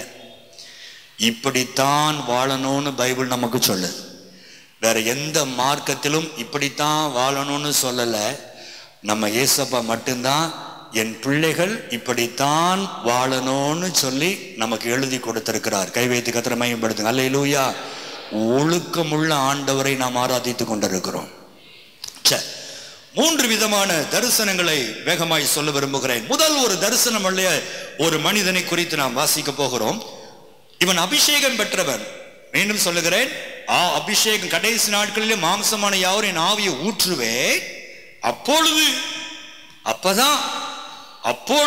உங்கள் வாலிபர்கள் தரிசனம் அடைவார்கள். அப்ப அபிஷேகம் பெற்றவர்கள் தான் தரிசனம் அடைய முடியும். நம்பர் 1, முதல் வாலிபனை வாசிக்கலாமா? தானியேல் தீர்க்கதரிசன புத்தகம் 4ஆம் அதிகாரம் 8ஆம் வசனம். Daniel chapter 4 verse 8. கடைசியிலே என் தேவனுடைய நாமத்தின்படியே பெல்சாத்சார் என்னும் பெயரிடப்பட்டு பரிசுத்த தேவர்களின் ஆவியையுடைய தானியேல் என்னிடத்தில் கொண்டு வரப்பட்டான். தேவர்களுடைய ஆவியை பெற்ற தானியேல் என்னிடத்தில் கொண்டு வரப்பட்டான். தானியேல் என்னிடத்திலே கொண்டு வரப்பட்டான். நல்ல கவனிங்க. பரிசுத்த தேவனுடைய ஆவியை பெற்ற தானியேல். அப்ப இவர் யாரு? அபிஷேகம் பெற்ற ஒரு பாத்திரம். இவனுக்குள்ள யார் இருக்கிறா?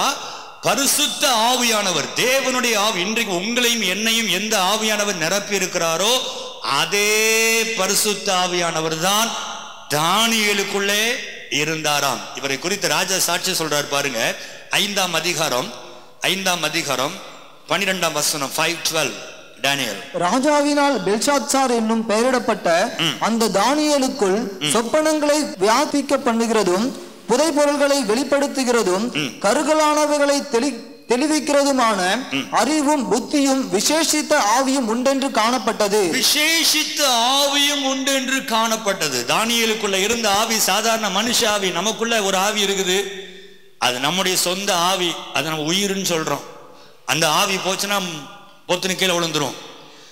ஆனால் தானியேலுக்குள்ள இருந்த ஆவி என்னவா? விசேஷித்த தேவனுடைய ஆவி தானியேலுக்குள்ள இருந்தது. அப்ப நான் இப்படி சொல்ல விரும்புறேன், தானியேல் என்கிற மனுஷன் அபிஷேகம் பண்ணப்பட்ட ஒரு வாலிபன். இந்த வாலிபனுக்குள்ளே ஒரு தரிசனத்தை அவன் செட் பண்ணி கொண்டான். அவன் தனக்குள்ளே ஒரு தரிசனத்தை செட் பண்ணி கொண்டான். அந்த தரிசனத்தை தான் இன்னைக்கு முதல் பாயிண்ட்ல நீங்களும் நானும் செட் பண்ணணும்னு ஆவியானவர் சொல்லுகிறார். அவன் செட் பண்ண தரிசனம் என்ன? 1 கொரிந்தியர் 3ஆம் அதிகாரம் 1 Corinthians chapter 3 verse 16 and 17. 1 கொரிந்தியர் 3:16-17. நீங்கள் தேவனுடைய ஆலயமாய் இருக்கிறீர்கள் என்றும் தேவனுடைய ஆவி உங்களில் வாசமாய் இருக்கிறார் என்றும் அறியாதிருக்கிறீர்களா? ஒருவன் தேவனுடைய ஆலயத்தை கெடுத்தால் அவனை தேவன் கெடுப்பார். தேவனுடைய ஆலயம் பரிசுத்தமாய் இருக்கிறது, நீங்களே அந்த ஆலயம். கை வைத்து கர்த்தரை மகிமைப்படுத்துங்க. அல்லேலூயா. நல்லா கவனிங்க. தானியேலுக்குள்ளே இந்த வசனம் அப்படியே ஒரு தரிசனமாய் வைத்துக் கொண்டான். என்ன வைத்துக் கொண்டான்? யார் எப்படி வாழ்ந்தாலும் சரி ஐயா, என்னுடைய சரீரம் தேவனுடைய ஆலயம், என்னுடைய சரீரம் தேவனுடைய ஆலயம். இந்த சரீரத்திற்குள்ளே ஆவியானவர் வாசம் பண்ணுகிறார். ஒரு ஆலயம் எப்படி இருக்க வேண்டும்? பரிசுத்தமாய் இருக்க வேண்டும். நானே அந்த ஆலயம் என்கிற அழகான ஒரு தரிசனத்தை இந்த தானியேல் தனக்குள்ளே ஏற்படுத்தி கொண்டான். கை வைத்து ஆமென் சொல்றீங்களா? அல்லேலூயா. என் அன்பு சகோதரனே சகோதரியே, இங்கதான் நம்ம எல்லாருமே விழுந்து கிடக்கிறோம். பேசுறதெல்லாம் பெருசா தான் பேசுறோம். ஆனா பல நேரங்களிலே நம்முடைய சரீரத்தை தேவனுடைய ஆலயம் என்பதை விட்டு மறந்து போகிறோம். பல நேரங்களிலே இது தேவனுடைய ஆலயம் என்று எண்ணிக்கொண்டுதான் திருவிருந்திலே வெளியே உட்கார்ந்திருக்கிற பெரியவர்களை பார்த்து சொல்லுகிறேன், திருவிருந்திலே மாதந்தோறும் முதல் ஆளாய் ஓடி போய் முழங்கால் படியிட்டு திராட்சை ரசத்தையும் என் இயேசுவின் இரத்தத்தையும் என் இயேசுவின் சரீரத்தையும் துணிகரமாய் கை வைக்கிறீர்களே, உங்களுடைய சரீரம் தேவனுடைய ஆலயம் என்பதை அறிந்தபடினால் தானே போய் கை வைக்கிறீர்கள். ஆனால் அதே ஆலயத்தை, அந்த ஆலய ஆராதனை முடிந்த பிறகு சிகரெட்டை குடித்து தீட்டுப்படுத்துகிறீர்கள், மதுபானத்தை குடித்து தீட்டுப்படுத்துகிறீர்கள், கள்ள கணக்கு எழுதி தீட்டுப்படுத்துகிறீர்கள், கெட்ட வார்த்தைகளை பேசி தீட்டுப்படுத்துகிறீர்கள். எப்படி ஐயா அது? காரணம் என்ன? இது தேவனுடைய ஆலயம் என்கிற தரிசனம் இல்லை, இது தேவனுடைய ஆலயம் என்கிற எண்ணம் இல்லை, தேவனுடைய ஆலயம் என்கிற அந்த ஞாபகம் இல்லை. ஆலயத்திற்குள்ள ஷூ போட்டு போக கூடாது, ஆலய புல்பிட்ல ஷூ போடக்கூடாது, கம்யூனிட்டி சர்வீஸ்ல கம்யூனிட்டி எடுக்கும் போது ஷூ போட மாட்டோம், ஆலயத்துக்குள்ள யாரும் சிகரெட் குடிக்க மாட்டோம், அதெல்லாம் உஷாரா இருக்கிறோமே. ஆனா இந்த ஆண்டவர் உருவாக்குன இந்த சரீரத்திற்குள்ளே என் ஆண்டவர் வாசம் பண்ணுகிறார். இந்த முடியில் இருந்து என் கால் நகம் வரைக்கும் இது கர்த்தருக்கு சொந்தம், இது தேவனுடைய ஆலயம், கர்த்தர் இதிலே வாசம் பண்ணுகிறார் என்கிற தரிசனம் இந்த இடத்துல எத்தனை பேருக்கு உண்டு? தானியேலுக்கு இருந்தது. வாலிப பிள்ளைகளை பார்த்து கேட்கிறேன், ஆண்டவருக்கென்று பல நேரங்களிலே நாம் செய்கிற காரியம். தானியேலை பாருங்க, தானியேல் 1:8 நம்ம எல்லாருக்கும் தெரிந்த வசனம். ராஜாவின் போஜனத்தால் தன்னை தீட்டுப்படுத்தல் ஆகாது என்று தானியேல் தன் இருதயத்திலே தீர்மானம் செய்தான். அந்த தீர்மானத்துக்கு பேர் தான் தரிசனம். நான் டாக்டர் ஆவேன், நான் என்ஜினியர் ஆவேன், நான் பொலிட்டிஷியன் ஆவேன், நான் ஒரு ஸ்போர்ட்ஸ்மேன் ஆவேன் எப்படி தீர்மானம் பண்றியோ அதே போல இவன் ஒரு தீர்மானம் எடுத்தான். இந்த ராஜாவின் போஜனத்தாலே இந்த தேவ ஆலயத்தை நான் தீட்டுப்படுத்துவதில்லை. சார், இவன் போன தேசம் பாபிலோன். பாபிலோன் என்றாலே கிளம்சி என்ற அர்த்தம், அருவருப்பு என்ற அர்த்தம். பாபிலோனுக்குள்ளே போறான், அருவருப்பு உள்ள ஒரு தேசத்துக்கு போகிறான். அதுவும் எப்படி போகிறான்? ராஜாவாய் போல, மந்திரியா போல அடிமையாய் போகிறான். அடிமைக்கு ஏது சார் லிபர்ட்டி? அடிமைக்கு ஏது சார் சுதந்திரம்? தான் இஷ்டத்தின்படி வாழ்வதற்கு. அடிமையாய் போகிற ஒரு மனுஷன் தான் நினைத்தபடி சுதந்திரமாய் வாழ முடியாது, தான் நினைத்தபடி பரிசுத்தமா வாழ்றதுக்கு அவனுக்கு சான்ஸே கிடையாது. அப்படிப்பட்ட ஒரு கைதி கூட என் ஆண்டவருக்காக சாட்சியா நிக்கணும்னு தீர்மானம் பண்றானே, உன் சாட்சியப்படி. பாபிலோன் என்றால் பாவம், பாபிலோன் என்றால் அசுத்த பூமி. இன்றைக்கு நீங்களும் நானும் வாழ்கிற சென்னை பட்டணம் ஒரு பாபிலோன். நீங்களும் நானும் வாழ்கிற இந்திய தேசம் ஒரு பாபிலோன். நாட்கள் ஆக ஆக வருஷத்திற்கு வருஷம் பாவம் பெருகிறது ஐயா. வருஷத்துக்கு வருஷம் ஆபாசம் பெருகிறது. வருஷத்துக்கு வருஷம் பெண்களுடைய ஆடை குறைகிறது. வருஷத்துக்கு வருஷம் கற்பழிப்புகள் பெருகிறது, கொலை பெருகிறது, துரோகங்கள் பெருகிறது, கள்ள உறவுகள் பெருகிறது. எல்லாம் கண்ணால பார்த்துக்கிட்டு தான் இருக்கிறோம். இதை யாரும் இல்லைன்னு சொல்ல முடியாது. ஒரு புறஜாதி கூட ஆமாயா உலகம் கெட்டு குட்டிச்சாவரா போதுன்னு உலக மனுஷனை பத்திரிகையில எழுதுறான். அப்ப இதுதான் பாபிலோன். இப்படிப்பட்ட பாபிலோனிலே நீங்களும் நானும் நம்முடைய கடைசி மூச்சு வரை வாழ போகிறோம். ஆண்டவருடைய வருகை வரைக்கும் வாழ போகிறோம். எப்படி வாழ போகிறோம்? தானியேலை போல ஒரு தரிசனத்தோடு, இது தேவனுடைய ஆலயம், உலகம் எவ்வளவு வேண்டுமானால் குப்பையாய் மாறட்டும், உலகம் எவ்வளவு அசுத்தத்திலே மாறட்டும், இன்னும் விபச்சாரம் பெருகட்டும், வேசித்தனங்கள் பெருகட்டும், பரவாயில்லை, ஆனால் நான் கர்த்தருடைய ஆலயம், நான் கர்த்தருடைய ஆலயம், எனக்குள்ளே என் ஆண்டவர் வாசம் பண்ணுகிறார். இது தேவனுடைய ஆலயம், பரிசுத்தம் உள்ளது, இதை திட்டுப்படுத்த கூடாது என்கிற தானியேலுக்கு இருந்த தரிசனம் உங்களுக்கு உண்டா? மாமாரே, நல்லா தான் ஜெபம் பண்றீங்க, வெள்ளிக்கிழமை கூட்டத்துக்கு ஓடுறீங்க, பொம்பளைங்க கூட்டம், விமன்ஸ் கூட்டம், secretary, treasurer, correspondent, president, vice president, தோத்திரம், ஆல்நைட் பிரேயர் நடந்தா ஓடுறீங்க, எங்க கூட்டம் நடந்தாலும் பைபிள் தூக்கிட்டு ஓடுறீங்க, சந்தோஷம் சிஸ்டர். ஆனா உன்னால இன்னைக்கு அந்த டிவி சீரியலை விட முடியலையே. ஆண்டவர் அருவருக்கிற அந்த அருவருப்பான வேசிகளையும் விபச்சாரிகளையும் ஆண்டவர் படைத்த உன் கண்களினாலே பார்த்து உன் கண்களை தீட்டுப்படுத்துகிறாயே. எங்கே உன் தரிசனம்? ஆண்டவருக்காக ஜீவனை கொடுப்ப, எனக்காய் ஜீவன் விட்டவரே, என்னோடு இருக்க எழுந்தவரே, இயேசு போதுமை என்று வாய்களிய பொய்யாய் பாடி, பாடல்களை பாடி பாடி ஆண்டவரை ஏமாற்றின நாட்கள் மறைவதாக. பாடல்களை பாடி பாடி என் ஆண்டவரை ஏமாற்றியது போதும் ஐயா. வாழ்ந்தாலும் உம்மோடுதான், செத்தாலும் உம்மோடுதான். மறுபக்கத்தில் பாய் ஃப்ரெண்ட் கரத்தை பிடித்துக் கொண்டு ஓடிக்கொண்டிருக்கிறாய்.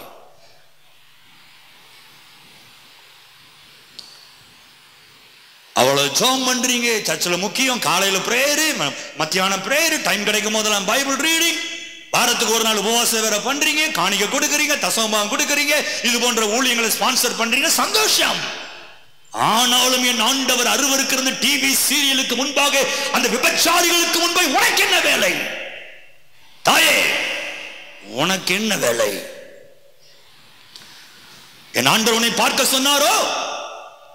வேசிகளும் விபச்சாரிகளும் அதில் நடிக்கிற கள்ள வேசி கள்ளர்களும் வீட்டுக்குள்ளே கதை வசனங்களை பேசிக் கொண்டிருக்கும் போது என் ஆண்டுடைய சரீரமாகிய இந்த கண்களினாலே அதை வேடிக்கை பார்த்து கொண்டு உட்கார்ந்து இருக்கிறாயே, எவ்வளவு பெரிய தீட்டு! எங்கே உன் தரிசனம்? எங்கே உன் தரிசனம்? ஆண்டவர் கொடுக்கிற சம்பாத்தியம் போதாதுன்னு சொல்லி இன்னும் கள்ள கணக்கு எழுதி, கள்ள தராசை பிடிச்சு, கள்ள கையெழுத்தை போட்டு லஞ்சம் வாங்கி கொண்டு உட்கார்ந்து இருக்கிறாய். Sir, that is your vision. Who are you? You are the temple of God. நீ தேவனுடைய ஆலயம். அந்த அறிவு உனக்குள்ள இருக்கட்டும், அந்த அறிவு இருக்கட்டும். அது எப்போ வரும் தெரியுமா? நீ என்னைக்கு ஆவியில நிரம்பிக்கிட்டே இருக்கிறியோ அன்னைக்கு தான் ஆவியானவர் அந்த அறிவை கொடுப்பாரு. இது கர்த்தருடைய ஆலயம், இது நான் தீட்டுப்படுத்தலாகாது.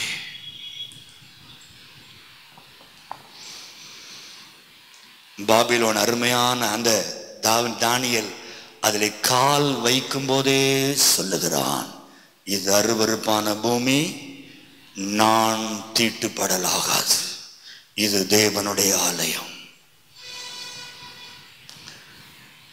கமிட்டியில் மெம்பராக இருக்கிறேன், சர்ச்சில் முக்கிய பொறுப்பில் இருக்கிறேன்னு சொல்லிட்டு இன்னைக்கு தம் அடிச்சுட்டு தண்ணி அடிச்சுட்டு பான் பராக்கை போட்டுக்கிட்டு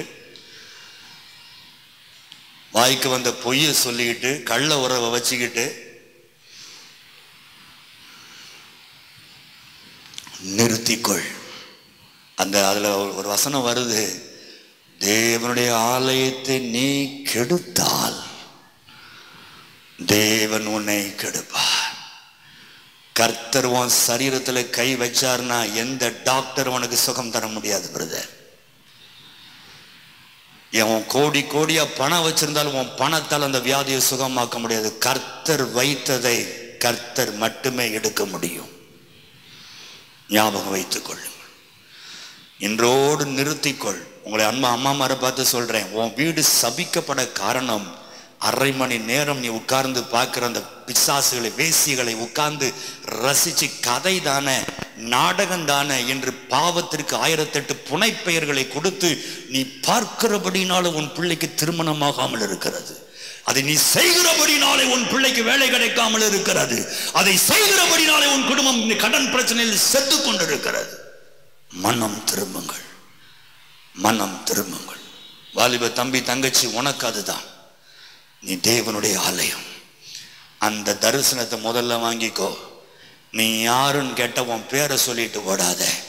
நான் காட்வின் மோசஸ், தேவனுடைய ஆலயம் அப்படி சொல்லி பழகு. உன் பேரோட சேர்த்து நான் தேவனுடைய ஆலயம்னு சொல்லி பழகு. உன் பாய் ஃப்ரெண்டெல்லாம் உனக்கு இருக்கக்கூடாது. அது குப்பை தொட்டிக்கு இருக்க வேண்டியது. தேவனுடைய ஆலயத்துக்கு அது ஒத்து வராது.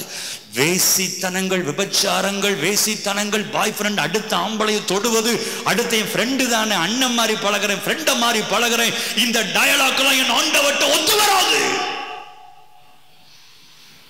டயலாக் தூக்கி குப்பையில போடு. அண்ணன் மாதிரி தான் பழகிறேன், தம்பி மாதிரி தான் பழகிறேன். அண்ணன் மாதிரி பழைய எத்தனை பேர் பாவத்தில் உள்ளான் எனக்கு தெரியும். ஃப்ரெண்டா தான் பழகிறேன்னு சொல்லி எத்தனை பேர் இழுத்துட்டு ஓடினான் எனக்கு தெரியும் சார். நீ தேவனுடைய ஆலயம்.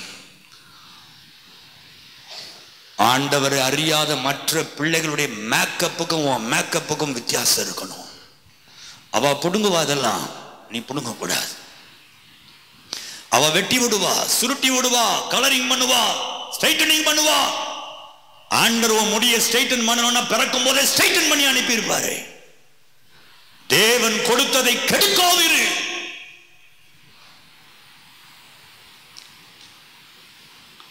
நான் சொல்லட்டுமா, இன்னைக்கும் ஒரு வாலிப பையன் அபிஷேகமே பெற்றிருந்தா கூட ஞானஸ்நானம் எடுத்திருப்பான். மீசை இருக்கும், தாடி இருக்காது. அல்லது தாடி இருக்கும், மீசை இருக்காது. இன்னைக்கு வாலிபர்கள் வெற்ற வித்தியாசமான ஹேர் ஸ்டைல், படிக்கட்டு மாதிரிலாம்.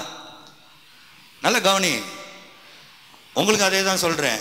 ஃபெதர் கட்டிங், அந்த கட்டிங், ஸ்ட்ரைட்டன் கட்டிங்கு, கர்லிங் கட்டிங்கு, இப்படி நீ பண்ணினா ஒரே வாரத்தில் முடிச்சிடுற. நீ இன்னும் ரட்சிக்கப்படலைன்னு அர்த்தம். ரட்சிக்கப்படலை. ஏன் தெரியுமா? நாம் ரட்சிக்கப்படும் போது ஆண்டவர் ஒரு வார்த்தை சொல்லுகிறோம், இனி நான் அல்ல, கிறிஸ்துவே, கிறிஸ்துவும் அல்ல, கிறிஸ்துவே என்னில் பிழைத்திருக்கிறார். இனி நான் அல்ல. இனி திருப்பி அந்த உலகத்தின் இச்சையின்படி என்னை வேஷம் போடுவதற்கு இனி நான் அல்ல, அதற்கு நான் மரித்து விட்டேன். உலகத்திற்கு மரித்து கிறிஸ்துவுக்கு பிழைப்பது ஞானஸ்நானம். நீ ஞானஸ்நானம் எடுத்த பிறகு கூட இன்னைக்கு உலக பிரகாரமான மேக்கப்போ, உலக பிரகாரமான ஹேர் கட்டோ, உலக பிரகாரமான சட்டையை கிழிச்சு ஜீன்ஸை கிழிச்சு எடுத்து மாட்டிக்கிட்டோ லிப்ஸ்டிக்கை பூசிட்டு அலைஞ்சினா ஒன்றை புரிந்து கொள், நீ ரட்சிக்கவே படல. ஒரு மனிதன் உண்மையாய் ரட்சிக்கப்பட்டால் அவன் முதலாவது செய்கிற காரியம் உலகத்தின் இச்சைகளை அவன் முதலாவது தூக்கி வீசுவான். அது குப்பையாய் தெரியும், அருவருப்பாய் தெரியும். பவுல் சொல்லுகிறார், முன்னானவைகளை நாடி ஓடுகிறேன், இந்த காரியமெல்லாம் குப்பையும் அற்பமாய் நான் எண்ணுகிறேன். அவர் ரட்சிக்கப்படாதவனும் உன்ன மாதிரி தான் ஆசையில் வச்சிருக்கிறான், ரட்சிக்கப்பட்டவனும் நீ வச்சிருக்கன்னா என்ன வித்தியாசம் தேவ ஆலயத்துக்கும் மற்ற குப்பை தொட்டிக்கும்?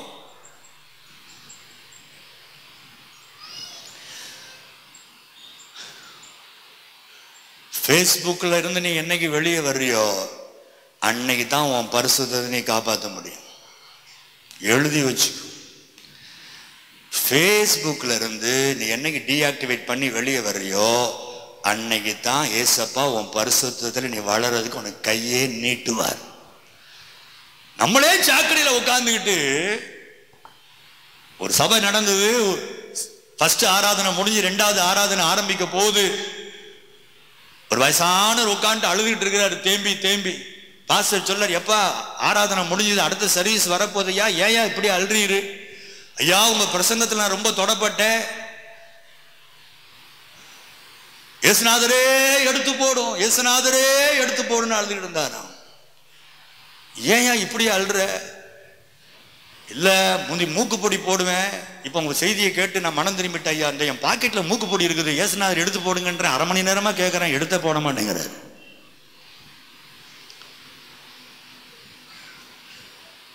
உண்மை அர்த்தம் என்னன்னா அந்த மூக்குப்பொடியை விடுறதுக்கு மனசு இல்லை, அதான் உண்மை. பாவத்தை விடுவதற்கு மனம் இல்லை. அநேகர் இன்றைக்கு பாவத்தை காதலிக்கிறார்கள். தானியேல் வாழ வேண்டிய பையன்யா, வாலிப பையன்யா, அடிமையா வர்றான். அவன் மனசை நான் கொஞ்சம் இமேஜின் பண்ணி பார்க்கறேன். எவ்வளவு சோர்ந்து போயிருப்பான், குடும்பத்தெல்லாம் விட்டு, அப்பா அம்மாவெல்லாம் விட்டு, சொந்த ஊரெல்லாம் விட்டு, சொந்த தேசத்தெல்லாம் விட்டு அடிச்சு பிடிச்சி இழுத்துட்டு கொண்டு வந்திருப்பானுங்க.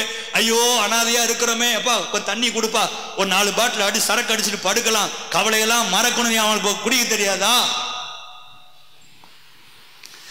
இல்ல அடுத்த ஊருக்கு வந்துட்டோம், இங்க நான் என்ன பாவம் பண்ணாலும் எங்க அப்பா அம்மாக்கு யாரும் போய் சொல்ல மாட்டாங்க, நல்ல சான்ஸ் கிடைச்சிடுச்சு, இங்க இந்த ஊர்ல ஒரு பயிலுக்கு என்ன தெரியாது, மனம் போல வாழ்ந்து பாவத்தை பருகலான்னு செய்தானா? அதான் தரிசனம். நான் தேவனுடைய ஆலயம். இது நான் 3 எண்ணம், அவன் 3 தரிசனம் அவனுக்குள்ள இருந்துச்சு. முதல்ல நான் தேவாலயம், 2வது ஆவியானவர் எனக்குள்ள இருக்கிறார், 3வது தேவாலயம் பரிசுத்தமானது. இது 3 எண்ணத்தையும் அவன் தன் தரிசனமாய் செட் பண்ணி வைத்தான். கைவேதி கத்தனை மையப்படுத்துறீங்களா? அல்லேலூயா, அல்லேலூயா. என் அன்பு கர்த்தருடைய பிள்ளைகளை கவனிங்க, காலங்கள் மாறிக்கிட்டே போகும், நம்ம மாறக்கூடாது. எல்லாத்துலயும் அப்டேட் ஆகணும், அப்டேட் ஆகணும், அப்டேட் ஆகணும்னா அப்டேட் ஆகிறதுல அப்டேட் ஆக வேண்டிய காரியத்துல மட்டும்தான் காலத்துக்கு ஏற்றபடி தேவனுடைய ஜனங்கள் அப்டேட் ஆகணும். பிரதர், உலகத்துக்கு ஏற்ற எல்லா காரியத்திலும் நீ அப்டேட் ஆனினா நீ பாதாளத்திலே நரகத்தில் போய் விழுவா என்பதை மறந்து போகாதே. என் ஆண்டவர் சொன்னார், இந்த உலக சிநேகம் தேவனுக்கு விரோதமான பகை, இந்த உலகம் பொல்லாங்குக்குள் கிடக்கிறது. நீ அந்த உலகத்தோடு சப்போர்ட் பண்ணி உலகத்தோட சேர்ந்து ஓடலான்னு ஓடினா உன் தரிசனமே மாறி போய் ஒரு நாள் நீ பாதாளத்தில் விழுவாய் என்பதை மறந்து போகாது. தேவனுடைய ஆலயத்துக்கு பாய் ஃப்ரெண்டு தேவையில்லை. அவன் கிளாஸ்மேட்டா இருக்கலாம், உன் கொல்லிகா இருக்கலாம், உன் பக்கத்து டெஸ்க்ல உட்காந்து ஒர்க் பண்றவனா இருக்கலாம், எல்லாம் ஆபீஸோட முடிஞ்சிடணும், ஆபீஸோட முடிஞ்சிடணும், ஆபீஸோட முடிஞ்சிடணும், காலேஜோட முடிஞ்சிடணும். உன் கிளாஸ் ரூமோட உன் பொண்ணுங்களோட நீ பேசுறத நிறுத்தணும். உன் ஆபீஸ் அந்த வாசலை விட்டு இறங்கும் போது அவள் யாரோ நான் யாரோ என்று போகணும். தொடர்ந்து வீட்டுக்கு வந்துட்டு குட் நைட் மெசேஜ் அனுப்புறது, வாட்ஸ்அப்ல சாட் பண்றது, திருப்பி காலையில குட் மார்னிங் மெசேஜ் அனுப்புறதோ நீ விழுந்து போனா என்பது அடையாளம். கர்த்தர் சொல்லுகிறார், நீ தேவனுடைய ஆலயம். எத்தனை பேர் ஏத்துக்க போறீங்க? நான் தேவாலயம். சொல்லுங்க, தேவனுடைய ஆலயம். எனக்குள்ள ஆவியானவர் இருக்கிறார்.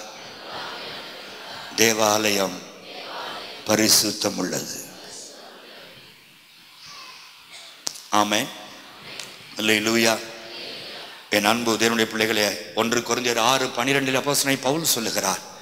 1 கொரிந்தியர் 6 அதிகாரம் 12 வசனம். எல்லாவற்றையும் அனுபவிக்க எனக்கு அதிகாரம் உண்டு, ஆகிலும் எல்லாம் தகுதியாயிராது. இந்த வார்த்தை எல்லாரும் சொல்லுங்க. எல்லாவற்றையும் அனுபவிக்க எனக்கு அதிகாரம் உண்டு, ஆனால் எல்லாம் தகுதியாயிராது. ஆமென் சொல்லுங்க பாப்போம். அம்மா மாரே, ஆன்டி மாரே, இதுக்கு மேல உன் வீட்டு சாபத்தை நீ வாங்காதம்மா. உனக்கு டைம் போலன்னு உட்காந்து காலங்காத்தால அந்த காலையில் எல்லாரும் போனதுக்கப்புறம் டிவியை போட்டு உட்காந்துட்டு வால்யூமை கம்மியாக வச்சுக்கிட்டு கையிலே ரிமோட்டை வச்சுக்கிட்டு திடீர்னு யாராவது தட்டினா ரிமோட்டை சேனல் மாற்றுறதுக்கு வச்சுட்டு பாவம் போல் உட்காந்துருக்கியா கிளவி? மனம் திரும்பு, மனம் திரும்பு. உனக்கு என்ன மரியாதை? உனக்கு என்ன மரியாதை? மனம் திரும்பு. இப்போ கூட சொல்லி வச்சிருப்பியே, இன்னைக்கு இந்த கூட்டத்துக்கு போகிறேன், கதையை பார்த்து வைடின்னு வந்தோடனே சொல்லு. தூக்கமே வராது அப்புறம் உனக்கு நைட்டு. போட்டேன் இங்கேருந்து சாபம் போட்டேன்னா அவள் தான் தூக்கமே வராது. திருந்துங்கய்யா. காணிக்கை கொடுத்து ஆண்டவர் ஏமாத்தலான்னு பார்க்குறீங்களா? இல்லை உன் தசம்பம் கவரில் 1 லட்சத்தை செக் எழுதி போட்டோன்னா ஆண்டவர் அப்படியே மனுஷன் மாதிரி உன் பாவத்தெல்லாம் தூக்கி மன்னிச்சுட்டு உன் தூக்கி தோல்ல வைப்பார் நினச்சியா? அவரை யாரும் விலை கொடுத்து வாங்க முடியாது. பரிசுத்தம்னா பரிசுத்தம் தான். He won't compromise with sin. Amen. எல்லாம் தகுதியாகிறாது. சொல்லுங்க. நமக்குன்னு ஒரு தகுதி. வாலிப தம்பிமாரே, இனி உன் ட்ரெஸ்ஸுக்கும் உன் ஹேர் ஸ்டைலுக்கும் அதை பார்த்தாலே நீ ஏசப்பா பிள்ளைன்னு தெரியணும். ஆமென் சொல்லு. ஒருவேளை அன்பு சகோதரிமார்கள், நீ ஒரு சிலர் பாவத்தில் விழுந்து கற்பை இழந்து போயிருக்கலாம், மறந்துடும். இன்று இரவு இயேசப்பனுக்கு ஒரு புது வாழ்க்கையை தர வல்லமையுள்ளவராக இருக்கிறார். தெரியாம விழுந்திருப்ப, ஆனா இனி விழுந்தினா ஆண்டவர் உன்னை விட்டு விலகுவார். ஞாபகம் வைத்துக்கொள், இது தேவனுடைய ஆலயம், இது தேவனுடைய ஆலயம். 2வது ஒரு தரிசனம் பாருங்க. யோசேப்பு என்கிற மனுஷனுக்கு ஆதியாகமம் 41:38 வாசிப்போம். அப்பொழுது பார்வோன் தன் ஊழியக்காரரை நோக்கி, தேவ ஆவியை பெற்ற இந்த மனுஷனை போல, தேவ ஆவியை பெற்ற இந்த மனுஷனை போல வேறொருவன் உண்டோ என்றான். வேறு ஒருவன் உண்டோ என்று யோசேப்பை குறித்து சாட்சி கொடுத்தான். நல்ல கவனிங்க. 2வது, யோசேப்பு என்கிற மனுஷன் ஒரு வாலிபன். இவனும் தேவ ஆவியை பெற்ற அபிஷேகம் பண்ணப்பட்ட பாத்திரம். கை வைத்து ஆமென் சொல்றீங்களா? அல்லேலூயா. வேதம் சொல்லுது, ஒரு சம்பவத்தை வாசிக்க போல, தெரிந்த சம்பவம் தான். போத்திபாரின் மனைவி பாவத்திற்கு இழுக்கிறாள். அப்பொழுது அவன் சொன்ன ஒரு ஸ்டேட்மெண்ட்டை நம்ம தியானிக்க போகிறோம். 39ஆம் அதிகாரம் ஆதியாகமம் 39:39. இந்த வீட்டிலே என்னிலும் பெரியவன் இல்லை, இந்த வீட்டிலே என்னிலும் பெரியவன் இல்லை. நீ அவருடைய மனைவியாய் இருக்கிறபடியால், நீ அவருடைய மனைவியாய் இருக்கிறபடியால் உன்னை தவிர வேறொன்றையும் அவர் எனக்கு விலக்கி வைக்கவில்லை, ஒன்றையும் அவர் எனக்கு விலக்கி வைக்கவில்லை. இப்படி இருக்க நான் இத்தனை பெரிய பொல்லாங்குக்கு உடன்பட்டு தேவனுக்கு விரோதமாய் பாவம் செய்வது எப்படி என்றான். அவள் நித்தம் யோசேப்போட இப்படி பேசிக்கொண்டு வந்தும். சரி, போதும். நல்ல, இதெல்லாம் நமக்கு தெரிஞ்ச சம்பவம், விலைக்கு சொல்ல வேண்டிய அவசியம் இல்லை. அவன் சொன்ன அழகான ஒரு ஸ்டேட்மெண்ட் நான் அதிகமாய் விரும்புகிறேன். இந்த போத்திபாரின் மனைவி எப்படிப்பட்டவள்? அழகுள்ளவள். ஒரு ராஜாவுடைய மனைவினா எப்படி இருப்பா? அழகான ஒரு மனைவி, அழகானவள், இளமை உள்ளவள். இவன் யார்? இவனும் இளமை உள்ளவன், ஒரு வாலிபன். எல்லாருக்கும் இருக்கிற வாலிப உணர்வுகள் இவனுக்கு இருந்திருக்கும். இவன் மட்டும் நான் பரலோகத்தில் இருந்தா குதிச்சான். ஆனா கண்ட்ரோல் பண்ணுகிற அந்த கிருபை தான் வைத்திருந்தான். நல்ல ஒரு சிச்சுவேஷன் உண்டாகுது. சாத்தான் அழகாக வளவிரிச்சு கொண்டு வரான். வீட்டுல யாருமே இல்லை, புருஷன் வெளியே போயிட்டான். இவ கையை பிடிச்சு சொல்றா, என் கூட வந்து தப்பு பண்ணுவா. அருமையான ஒரு சந்தர்ப்பம். வீட்டுல யாரும் இல்லை, வீட்டு முதலாளி அம்மா கூப்பிடுறா. இவளை கைக்குள்ள போட்டுக்கிட்டா நாளைக்கு இவ எதுக்காவது யூஸ்ஃபுல்லா இருப்பா, இவட்ட பணம் வாங்கிக்கலாம். இன்னைக்கு ஒரு நாள் இவட்ட போயிட்டு வந்தா இதை பிளாக்மெயில் பண்ணி அப்படி பண்ணலாம் இப்படி பண்ணலாம் என்று சாதாரண உலக மனிதனை போலெல்லாம் இந்த யோசேப்பு யோசிக்கல. அவள் சொல்லுகிறாள், இந்த வீட்டுல யாருமே இல்லை, வா. அவன் சொல்றான், யாருமே இல்லைன்னு நீ சொல்றமா, ஆனா என் கர்த்தருடைய கண்கள் என்னை பார்த்து கொண்டிருக்கிறது. இத்தனை பெரிய பொல்லாங்குக்கு நான் உடன்பட்டு என் தேவனுக்கு விரோதமாய் பாவம் செய்வது எப்படி? அப்ப இந்த யோசேப்புக்கு இருந்த அருமையான ஒரு தரிசனம், I should please my God. நான் என் ஆண்டவரைத்தான் ப்ளீஸ் பண்ணணுமே தவிர என்னை அல்ல, என் ஆசையை அல்ல, அல்லது என்னை விபச்சாரத்திற்கு இழுக்கிற உன்னை அல்ல, என் ஆண்டவரே ப்ளீஸ் பண்ணி வாழ்வேன் என்கிற தரிசனம் யோசேப்புக்கு இருந்தது. கை வைத்து கர்த்தரை மகிமைப்படுத்து. அல்லேலூயா. அவன் சொல்றான், என் தேவனுக்கு விரோதமாய், ஐயோ இந்த பாவம் என் ஆண்டவருக்கு பிடிக்காத ஐயா, நான் இதை செய்தால் என் ஆண்டவர் வருத்தப்படுவார், இதனை செய்தால் என் ஆண்டவர் துக்கப்படுவார், அப்பொழுது என்னோடு பேச மாட்டார், என்னை விட்டு விட்டு போய்விடுவார், என் ஆண்டவர் அழுவார், ஆகவே நான் இதை செய்வதில்லை. ஒருபுறம் நான் ஒரு வாலிபனா இருக்கிறேன், என்னுடைய வாலிப உணர்வுகளுக்கு இது ஓகேன்னு இருந்தாலும் சூழ்நிலைகள் ஓகேயா இருக்கிறது, தனிமை ஓகேயா இருக்கிறது, எல்லாம் ஓகே தான், ஆனா என் ஆண்டவருக்கு இது பிடிக்காதே. I won't do that. இனி நான் அதை செய்வதில்லை. கர்த்தருடைய பிள்ளைகளே, முதல் தரிசனம் இது தேவனுடைய ஆலயம் என்கிற தரிசனத்தை நீங்கள் அடையணும். இரண்டாவது தரிசனம், தேவனுக்கு பிரியமில்லாத எதையும் நான் செய்வதில்லை என்கிற தரிசனம் உங்களுக்குள்ள இருக்கணும். கை வைத்து ஆமென் சொல்லுங்க. அல்லேலூயா, அல்லேலூயா. எதை செய்தாலும் என் ஆண்டவருக்கு பிடிக்குமா? ஓகே. அவருக்கு பிடிக்காதா? நோ. இந்த கட்டுப்பாடு உங்களுக்கு அவசியம்.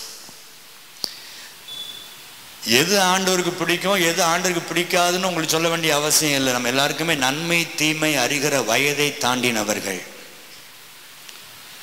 அவை எது தப்பு எது ரைட்டு நம்முடைய மனசாட்சியிலே ஆவியானவர் பேசுகிறார்.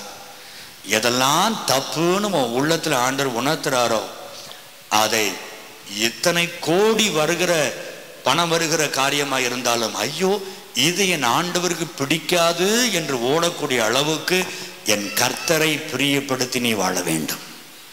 சொல்லுங்க ஆமென்.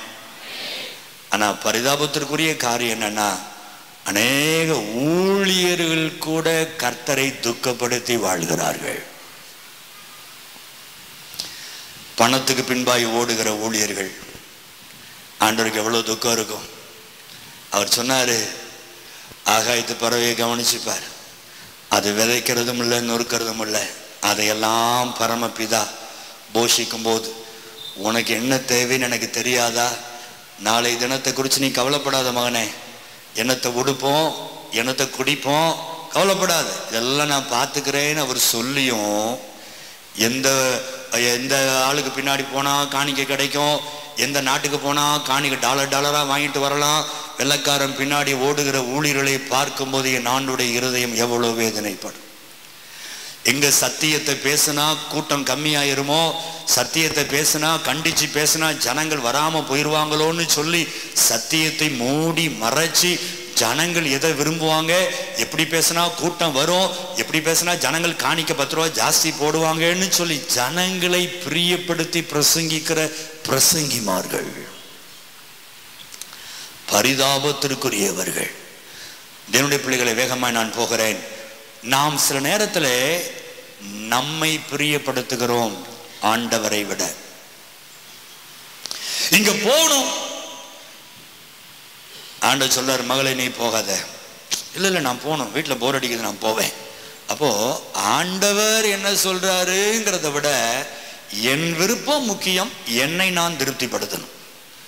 இப்படித்தான் நான் மேக்கப் பண்ணணும், இந்த மாதிரி நான் ஹேர் ஸ்டைல் வெட்ட போறேன், இப்படி நான் செய்ய போறேன். ஆண்டவர் சொல்லு, மகளே வேணாம், நீ தேவனுடைய ஆலயம், இந்த அழகை போதும், உன் மேல மகிமை இருக்குது, கை வைக்காத, கத்திரிக்கோள் வைக்காத சொல்றாரு ஆண்டவர். என் ஃப்ரெண்ட்ஸ் எல்லாம் பண்றாங்க, நானும் பண்ண போறேன். அப்போ அவரை பிரியப்படுத்தி அவர் என்ன சொல்றாரோ அவரை விட என் விருப்பம் எனக்கு முக்கியம், என்ன நான் திருப்திப்படுத்தணும் என்று ஓடுகிற கூட்டங்கள். இன்னைக்கு ஏன் ரட்சிக்கப்பட்ட தேவ பிள்ளைகள் கூட காதலை விட முடியல தெரியுமா? சுயநலம். அதிலே தெரிஞ்சுக்கலாம். காதல்ல நீ இன்னும் கடந்துட்டு நீ இன்னும் ஏசப்பா ஒரு பக்கம் இன்னொரு அப்படி நைஸா ஏசப்பா ஏசப்பான்னு உட்கார்ந்துருந்தீங்கன்னா நீ யாருன்னா சுயநலவாதி. ஆண்டவர் சொல்றாரு, உன் தேவனாகிய உபாகமம் 6:5 உன் தேவனாகிய கர்த்தரிடத்தில் முழு இருதயத்தோடும் முழு ஆத்மாவோடும் முழு பலத்தோடும் அன்பு கூறுவாயாக. இதான் ஆண்டுடைய கற்பனை.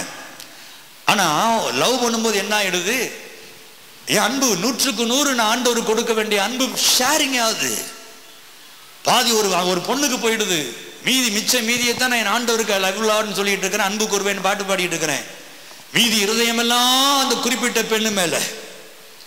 எப்போ அந்த பிள்ளையை பார்ப்போம், SMS வருதான்னு தெரியல, கூட்டம் முடிஞ்சோன்னு போய் பேசணும், போனவனு போய் கால் பண்ணணும், போனவன் SMS பண்ணணும், போனவன் வாட்ஸ்அப் பண்ணணும் என்று இருதயமெல்லாம் அந்த பொண்ணு மேல. அப்ப எங்க போய் முழு இருதயத்தோட ஆண்டவரை நேசிக்கிறோம்? அப்ப அது பாவம் தானே? கற்பனையை மீறுவது பாவம். உன் தாலி கட்டின உன் கணவனோ, நீ தாலி கட்டிய ஒரு மனைவியையோ நீ எவ்வளவு நேசித்தாலும் அது என் ஆண்டவர் வைத்திருக்கிற 100, அவர் மேல நீ வச்சிருக்கிற 100% அந்த லவ்ல நீ ஷேர் பண்ணுவதா என் ஆண்டவர் ஏத்துக்கவே மாட்டாரு. நேசி மகளே, உன் புருஷன் தானே நேசி, உன் மனைவி தானே நேசி. ஆண்டவர் அது தப்பாவே எடுக்க மாட்டார். ஆனால் தாலி கட்டுறதுக்கு முன்னாடி, திருமணம் ஆறதுக்கு முன்னாடி ஒரு ஆணையோ ஒரு பெண்ணையோ நான் நேசிச்சு என் இருதயத்துல ஒரு பாதி இடத்தை, அவன் 3/4 இடத்தை கொடுத்து அவன் இல்லாம நான் வாழ முடியாது, அவனை பார்க்கலன்னா நான் சாப்பிட மாட்டேன், அவன் என் கூட பேச செத்தே போயிருவேன் என்றெல்லாம் அன்பு கூர்ந்து இன்னொரு பக்கத்துல வந்து ஆண்டவரே நீர் இல்லாம நான் இல்ல வாழ்ந்தாலும் உம்மோடு தான் பாடும்போது என் ஆண்டுடைய இருதயம் எவ்வளவு துக்கப்படும். அவ ஆண்டவருக்காக உன் காதலை உன்னால விட முடியல. அப்ப சுயநலவாதி தானே. ஆண்டவருக்காக உன் ஃப்ரெண்ட்ஷிப்பை விட முடியலையே பிரதர்.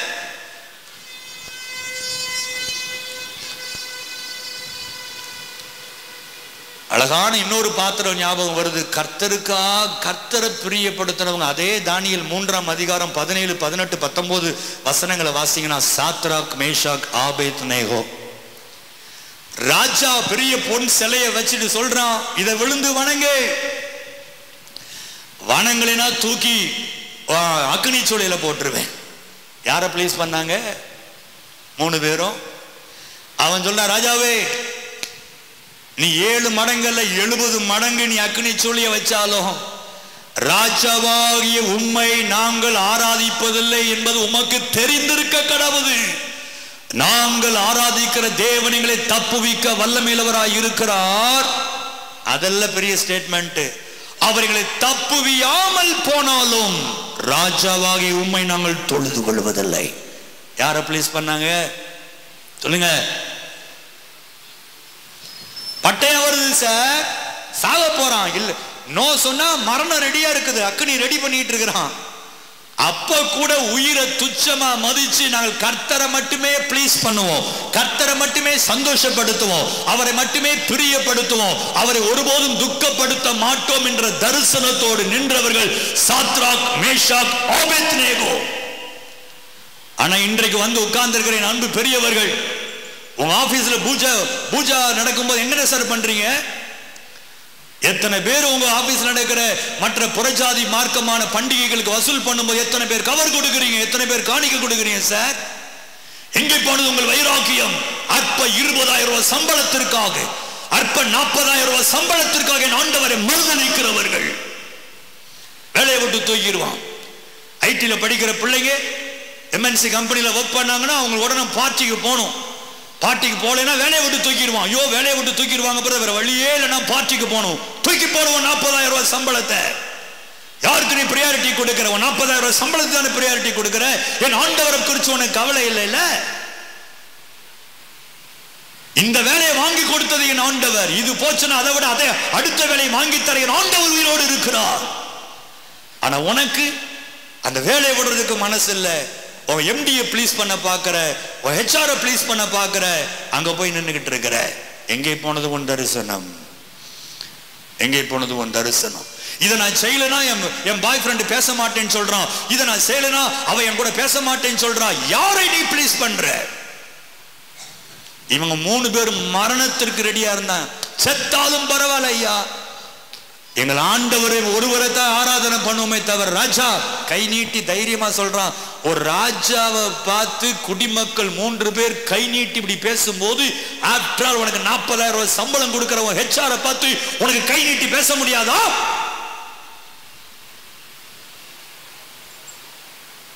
அவன் உயிரை வாங்குவான், வேலையை விட்டு தூக்குவான், அவ்வளவுதான் பண்ணுவான். இங்க உயிரே போகுது. ராஜா காலில் விழுந்துரும், எங்களை போட்டுறாதீங்க, ஐயோ 7 மடங்கு ஆக்குறீங்களே, இங்கே எங்களால் நிக்க முடியல, அக்னியா இருக்குது ராஜா, மன்னிச்சிருங்க ராஜா, உங்க காலை போய் பிடிச்சு கும்பிடுறோம். வெஞ்சானா நீ தூக்கி போடு, எங்க ஆண்டவர் காப்பாத்துவாரு. அப்படி அவர் காப்பாத்தாம விட்டா கூட நாங்க சாகிறதுக்கு ரெடின்னு சொல்லக்கூடிய அளவுக்கு கர்த்தரை ப்ளீஸ் பண்ணினவர்கள், கர்த்தரை பிரியப்படுத்தினவர்கள், தரிசனம் உள்ளவர்கள். கை வைத்தாம சொல்றீங்களா? நீ யாரை ப்ளீஸ் பண்றீங்க பிரதர்? டைம் ஆகுது, வேகமா போறேன். எல்லா சீஷர்களையும் என் ஆண்டவர் அபிஷேகம் பண்ணாரு. எல்லா சீஷரும் எப்படி செத்தாங்க தெரியுமா? இரத்த சாட்சியாய் செத்தார்கள். ஒருத்தனாவது தன்னை அடிக்கவா, அது எப்படியெல்லாம் செத்தாங்க தெரியுமா? எண்ணெய் கொப்பரை எண்ணெயை கொதிக்க வச்சு அதுக்குள்ள தூக்கி சீஷர்களை போட்டார். அதுல ஒருத்தன் செத்தான். தலை கீழே சிலுவையில் நட்டி ஒருத்தனை கொளுத்தினான். ஒருத்தனை கம்பத்தில் கட்டி கீழே நெருப்பு வச்சு உயிரோட எரிச்சாங்க. ஒருத்தனை மாட்டு தோல், எருமையுடைய தோலை போத்தி தச்சு தூக்கி வெயிலில் போட்டாங்க. அந்த எருமை தோல் இருக இருக இருக உள்ள உடம்பு எலும்பெல்லாம் உடஞ்சி போய் செத்தான் ஒரு சீசன். ஒவ்வொருவரும் பயங்கரமான நரக அனுபவத்தோடு கூட இரத்த சாட்சியாய் மரித்தார்கள். இவர் அப்படித்தான் மரித்தார்கள் தவிர ஒரு சீசனாவது ஐயோ என்னை விட்டுரு, நான் இயேசுநாதரை மறுதளிச்சிடுறேன், எனக்கு இயேசு வேண்டாம் என்று ஒருவனும் சொல்லவில்லை. அபிஷேகம் பெற்றவர்கள் தரிசனம் அடைவார்கள். கைவிடாம சொல்றீங்களா? நீ யாரை ப்ளீஸ் பண்றீங்க? இது வரைக்கும் கணவரை ப்ளீஸ் பண்ணி வாழ்றீங்களாமா? பாவத்துக்கு உடன்பட்டு. கணவர் குடிக்கிறாரு, உனக்கு சிக்கன் வறுக்க சொல்றாரா? காரை தள்ளி போடு, போடு, வேற என்னென்ன போடணுமோ போடு, போடு. பாட்டில் எடுத்து மண்டையோட தப்பே கிடையாது. கர்த்தருக்காக பக்தி வைராக்கி. அவன் பழைய ஏற்பாட்டில் பார்த்தீங்கன்னா ஈட்டியை வச்சு குத்துனான், குத்து போட்டான். அப்படிப்பட்ட திமிங்கலங்கள்லாம் வீட்டில் கடந்து என்ன பண்ண போகுது? தண்ணி வண்டியெல்லாம் போடு, குளவிகளை தூக்கி மண்டையில் போடு.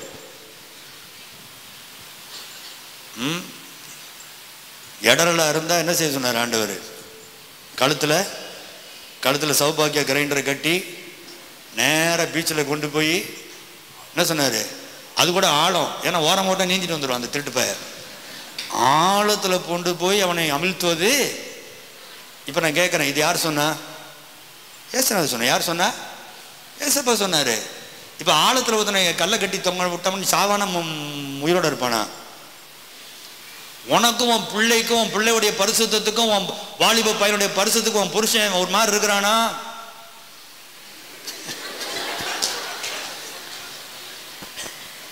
முடிச்சிரு.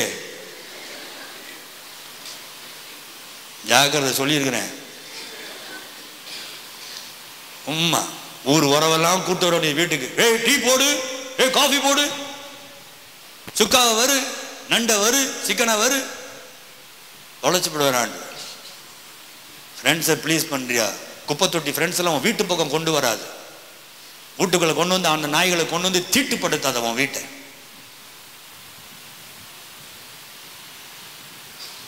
உனக்காக தான் சொல்கிறேன்.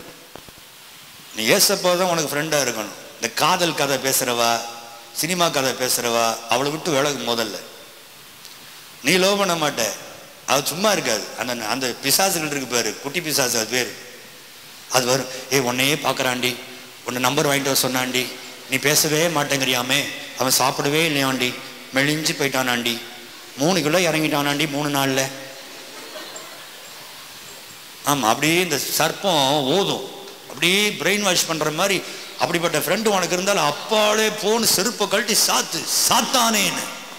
சாத்தான் தான் அது. பரிசுத்தமாக வாழ்கிற ஒன்றை இடர்ல உண்டாக்குறது யாரு சொல்லு? ஆமாம், அந்த ரூபத்தில் நீ உன் ஃப்ரெண்டை அது கமலாவா நிர்மலாவா பார்க்கக்கூடாது, அது சாத்தானா பார்க்கணும், பேய் மோகினியாக பார்க்கணும். காலில் கொலுசு போட்டிருக்கு பாரு கரெக்டாக. அது அந்த மாதிரி பிசாசுகளுக்கு தான் இந்த புத்தியே வரும். நல்லா இருக்கிற பரிசுத்தமாக வாழ விரும்புகிற பிள்ளைகளையும் போட்டு கரைப்படுத்தி இவாட்ட உட்காந்து நேற்று நாங்கள் அங்கே போனோமா, பீச்சுக்கு போனோமா, போலீஸ் வந்துச்சுடி, ஒரே ஓட்டம்டி, ஒரே ஓட்டமாக ஓடணும் பாரு, போலீஸால் எங்களுக்கு பிடிக்கவே முடியல. இப்படி எல்லாம் பேசணும்னு சரி, நமக்கு இந்த சான்ஸ் கிடைக்கலையே, நமக்கு இந்த சான்ஸ்கள் உனக்கு உடனே அப்படியே உள்ள அப்படியே தூவம் போடும். ஆரம்பத்திலே வெட்டு. உனக்கு இனி நண்பர்கள் ஏசப்பா மட்டும்தான் இருக்கணும். ஆமென் சொல்லுங்க. ஆமா, ஆண்டவரை நேசிக்கிற பிள்ளைகளோட நீ கை கோத்து நடந்தா உன் பரிசுத்தம் முன்னேறும். நீ ஒத்தால பரிசுத்தமாயிரும் பாருங்க. எரியிற விறகுல கொண்டு போய் ஒரு அணைஞ்ச விறக வச்சா எரியுமா அணையுமா? எரியும். ஆனா அணைஞ்சு போன விறகு 50 விறகுல போய் ஒரு எரியிற விறகு சொருகு என்ன ஆகும்? அணைஞ்சு போகும். நீ ஆவியில அனலா இருக்கிற பசங்களோட இருந்தீன்னா, பரிசுத்தமா நல்ல வார்த்தைகளை, சத்தியமுள்ள வார்த்தைகளை, ஒழுக்கமுள்ள வார்த்தைகளை பேசுற ஃப்ரெண்ட்ஸோட நீ இருந்தீன்னா உன் பரிசுத்தம் வளரும். நீ ஒருத்த மட்டும் வீட்டுல ஆவியில நிரம்பி ஜெபம்லாம் பண்ணிட்டு வெளியே போன உடனே குப்பை தொட்டி ஃப்ரெண்ட்ஸோட கையை கோத்துட்டு இருந்தீங்கன்னா, நீ வாங்கின காலையில பெற்றுக்கொண்ட அபிஷேகம் எல்லாம் அன்னைக்கு ஒரு நிமிஷத்துல வெளியே போயிடும். சினிமா கதையும் ஊர் கதையும் அவனை பத்தி இவனை பத்தின்னு பேசி எல்லாம் போயிடும். யாரை பிரியப்படுத்துகிறீர்கள்? இவனுக்குள்ளே ஒரு தரிசனம் இருந்தது. யோசேப்புக்குள்ளே தேவனுக்கு விரோதமாய் பாவம் செய்வது எப்படி? அவரை தான் நான் பிரியப்படுத்துவேன், அவரை துக்கப்படுத்தவே மாட்டேன். இன்னைக்கு நீங்க ஒரு தீர்மானம் எடுங்க, ஆண்டவரை எந்த சூழ்நிலையிலும் நான் உம்மை துக்கப்படுத்தவே மாட்டேன். ஆமென் சொல்றீங்களா? அல்லேலூயா. அவர் என்னைக்காவது உன்னை துக்கமா இருக்க விட்டுருக்கிறாரா? ஏசப்பா, நீ துக்கமா இருந்தா கவலைப்படாத மகளே, உன் துக்கம் சந்தோஷமா மாறுன்றார். ஆனா உன்னை குறித்து என் ஆண்டவர் ஒவ்வொரு நாளும் துக்கத்தோட இருக்கிறாரு. நீ பண்ற அட்டுழியமும் நீ அடிக்கிற SMS பார்க்கும்போது என் ஆண்டுடைய கண்கள் பிரியப்படுதா துக்கப்படுதா? பிரதர், நீங்க செய்கிற ஒவ்வொரு அசைவுகளையும் என் ஆண்டவர் பார்க்கிறார். அதை பார்த்து அவர் கை தட்டுகிறாரா, கலங்கி நிற்கிறாரா?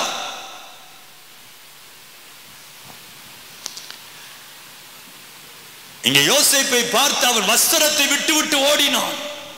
வாலிப பையன் நிர்வாணமா ஓடுறான். சார், ஓடுவியா நீ? ஐயோ என் மானம் போச்சு நிப்போம். அவன் நிர்வாணமாய் ஓடுகிறான். எத்தனை பேர் என் நிர்வாணத்தை பார்த்தாலும் சரி, இந்த பாவத்தை நான் செய்வதில்லை, என் ஆண்டவரை துக்கப்படுத்துவதில்லை. எல்லாரும் அவனை பார்த்து பரிகாசம் பண்ணி கை தட்டினாங்க. என் பரலோகம் மட்டும் சந்தோஷத்தோடு கை தட்டியது. உயர்த்தினார் என் ஆண்டவர். அதே எகிப்திலே உயர்த்தினார். எந்த யோசேப்பை பார்த்து எவனவன் கை தட்டி சிரித்தானோ அத்தனை பேர் அவனுக்கு முன்பாய் கை கட்டி நிற்கும்படி என் கர்த்தர் அதே இடத்தில் யோசேப்பை உயர்த்தினார். நீ கர்த்தருக்காக அவரை பிரியப்படுத்தி வாழ்வாயானால் உன் வியாபாரத்தை என் ஆண்டவர் உயர்த்தியே தீருவார். உன் தொழிலை உயர்த்தியே தீருவார். உன் குடும்பத்தை உயர்த்தியே தீருவார். வேளையிலே கர்த்தர் உன்னை உயர்த்தியே தீருவார். கர்த்தரை மட்டுமே திருப்திப்படுத்துங்கள். கை வைத்து ஆமென் சொல்றீங்களா? கடைசி வசனத்தை வாசித்து நாம் ஜெபிப்போம். அப்போஸ்தலர் நடபடிகள் 6ஆம் அதிகாரம் 5ஆம் வசனம். இந்த யோசனை சபையார் எல்லாருக்கும் பிரியமாய் இருந்தது. அப்பொழுது விசுவாசமும் பரிசுத்த ஆவியும் நிறைந்தவனாகிய ஸ்தேவானையும் விசுவாசமும் பரிசுத்த ஆவியில் நிறைந்தவனுமாகிய ஸ்தேவான். மூன்றாவது ஒரு வாலிபனுடைய பெயர் ஸ்தேவான், ஸ்டீஃபன். 7ஆம் அதிகாரம் 55, 56 வாசியுங்கள். அவன் பரிசுத்த ஆவியினாலே நிறைந்தவனாய் வானத்தை அண்ணாந்து பார்த்து தேவனுடைய மகிமையையும், அங்க பாருங்க அவன் எதை பார்க்கறான்? தேவனுடைய மகிமையையும் தேவனுடைய வலது பாரிசத்தில் இயேசுவானவர் நிற்கிறதையும் கண்டு, இயேசு நிற்கிறதையும் அவன் கண்டான். கை வைத்து கர்த்தரை மகிமைப்படுத்துங்க. அல்லேலூயா, அல்லேலூயா. ஆவிலே நிரம்பி இருக்கிறவன் தரிசனங்களை காண்பான்.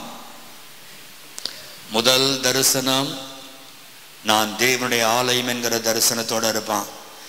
2வது தரிசனம் எதை செய்தாலும் எதை பேசினாலும் என் ஆண்டவருக்கு பிரியமா இருக்கணும்னு பார்ப்பான். 3வது இவனுடைய கண்கள் தரிசன கண்களாய் மாறும். இவன் தேவ தூதர்களை பார்ப்பான். கை வைத்து ஆமென் சொல்றீங்களா? அல்லேலூயா. அல்ல கவனிங்க, பழைய ஏற்பாட்டுல தான் ஆண்டவர் அங்கங்க ஆபிரகாமுக்கு தரிசனமானாரு, யோசேப்புக்கு தரிசனமானாரு, ஈசாக்குக்கு தரிசனமானாருன்னு பார்க்கிறோம். அப்போ அதெல்லாம் அந்த காலம் பிரதர். நம்ம காலத்தில் அதெல்லாம் கிடையாதுன்னு ஒருவேளை யோசிச்சிங்கன்னா, அந்த அப்போஸ்தலர் நடவடிக்கைகளை நீங்க வாசித்து பார்த்தீங்கன்னா நான் வசனத்தை மட்டும் வேகமா சொல்றேன், கவனிங்க. அப்போஸ்தலர் 9:10 நாம் வாசிக்கிறோம், கர்த்தர் அனனியாவுக்கு தரிசனமானார், முகமுகமாய் தரிசனமானார். அப்போஸ்தலர் 10ஆம் அதிகாரம் 3ஆம் வசனத்தில் வாசிக்கும் போது கொர்நேலியு தேவதூதனை தரிசித்தான். அப்போஸ்தலர் 10ஆம் அதிகாரத்தை வாசிக்கும் போது பேதுரு ஒரு பெரிய கூடை பரலோகத்திலிருந்து இறங்கி வருகிறதை அவர் தரிசனமாய் பார்த்தார்.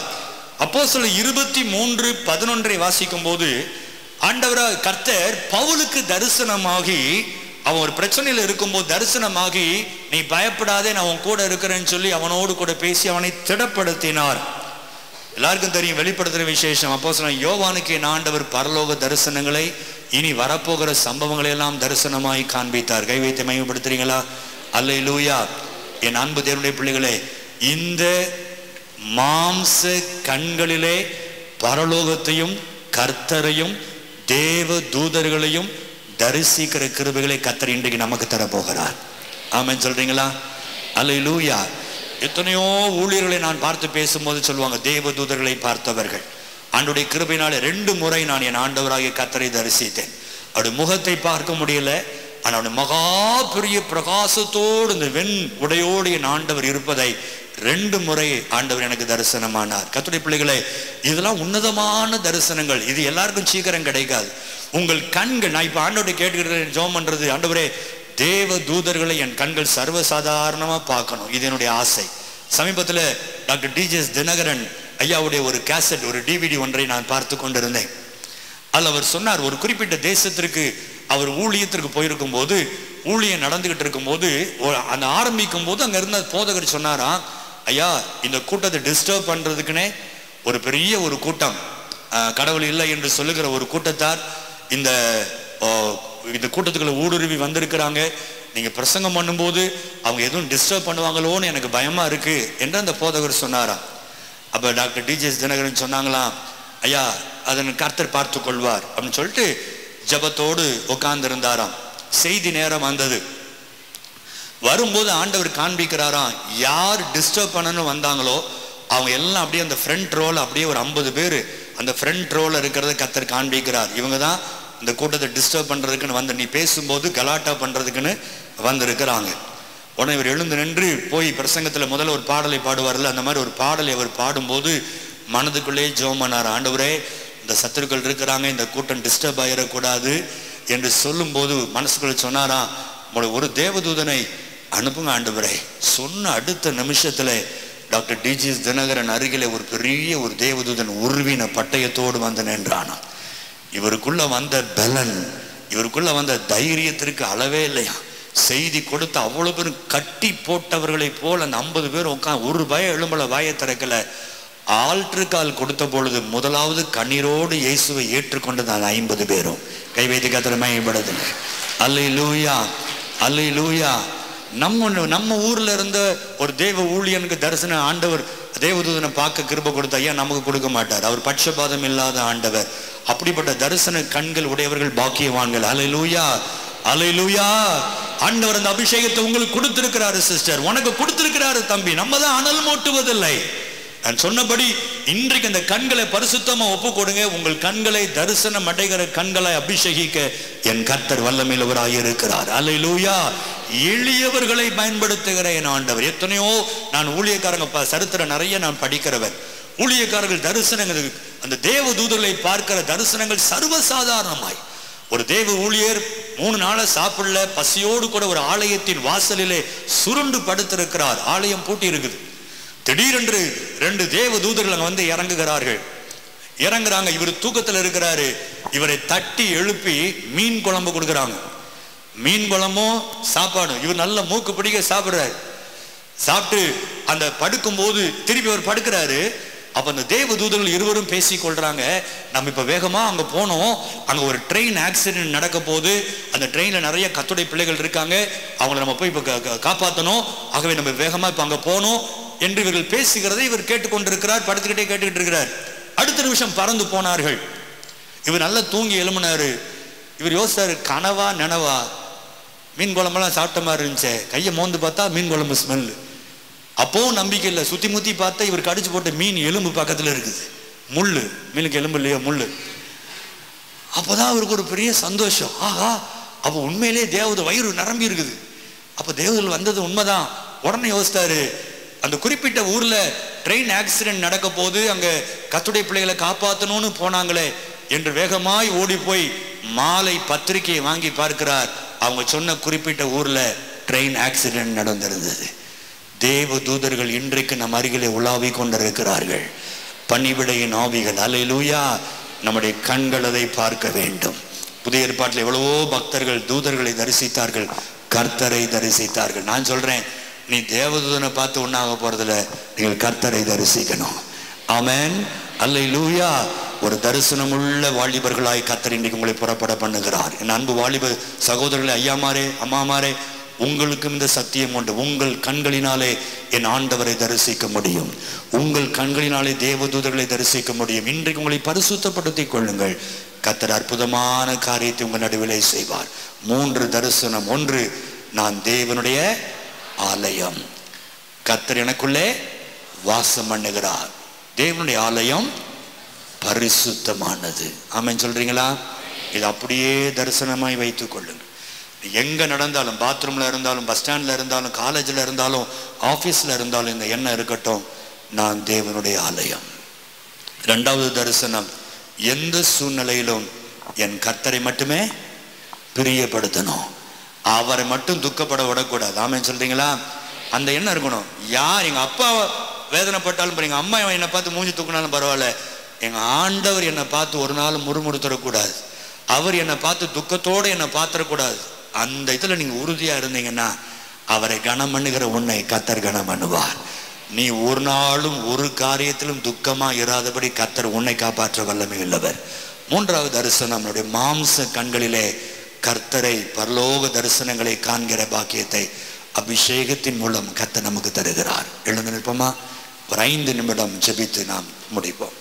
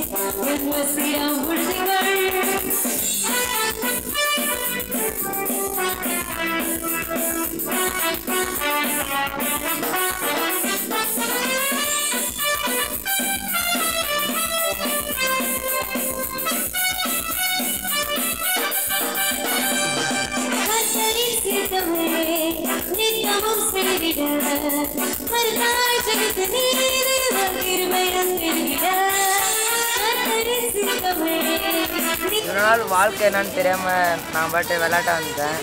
இன்றைக்கி நான் இங்கே வந்ததுனால நிறையா கற்றுக்கினேன். இனிமேல் நான் நான் இந்த ப்ரேயருக்கு நான் கண்டிப்பாக வந்தேன்.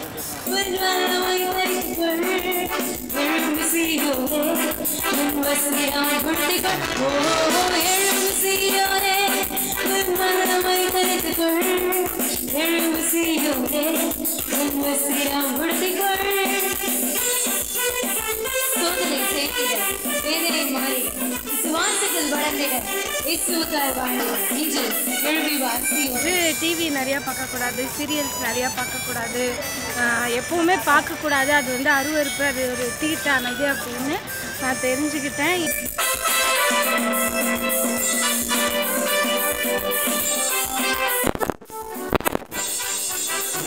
நான் ரசிக்கப்பட்டு 7-8 வருஷம் ஆச்சு. இப்போ அந்த தரிசனம் என்ன அப்படின்றத நான் தெரிஞ்சுக்கிட்டேன். ஆவுடைய சிஸ்டம்னா என்னன்னு தெரிஞ்சுக்கிட்டேன்.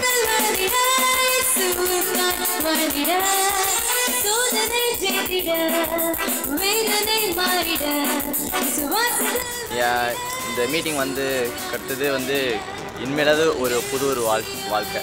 இத்தனை நாளாக இருந்ததோட ஒரு ஆண்டவருக்காக கொஞ்சம் எக்ஸ்ட்ரா வாழணும். அந்த இதுக்காக கொஞ்சம் நாளாக ரிச்சுவல் வந்துருக்குது.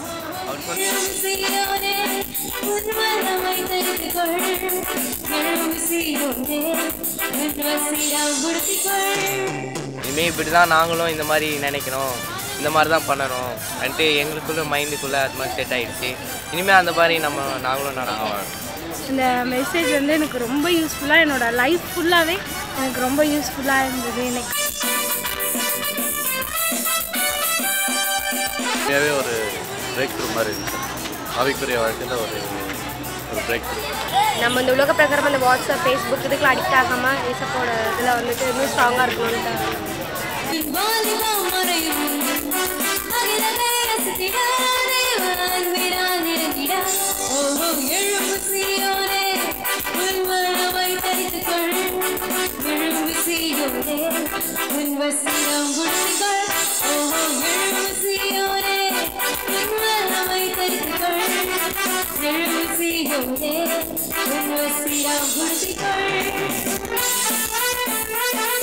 இன்ஜினி எழுதினார் என்றுமே வாழ்வார், இன்ஜினி தூங்கினார் என்றுமே வாழ்வார், அதனால் எழுதிவார் இன்ஜினி சீயோனே. இருக்குமா நிச்சயமாக மாறணும், ஏதாவது நிச்சயமாக தெய்வனுக்காக பண்ணணும்னு சொல்லிட்டு ஒரு தீர்மானம் இன்னைக்கு எடுத்திருக்கேன். இன்ஜினி எழுதினார் என்றுமே வாழ்வார், இன்ஜினி தூங்கினார் என்றுமே வாழ்வார், இன்ஜினி எழுதினார் என்றுமே வாழ்வார், இன்ஜினி தூங்கினார் என்றுமே வாழ்வார்.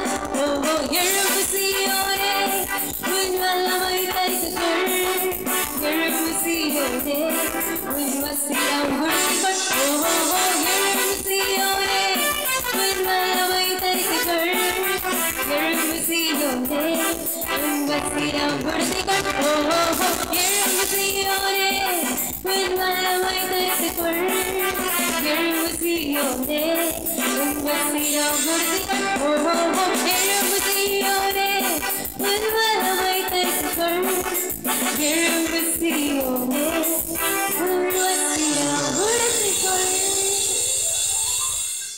உங்கள் ஜெப தேவைக்கு எங்களை தொடர்பு கொள்ள வேண்டிய முகவரி ஆவிக்குரிய வாலிபர் இயக்கம், எண் 15/4, லால் பகதூர் சாஸ்திரி தெரு, லட்சுமிபுரம், திருவான்மியூர், சென்னை 6,41,000.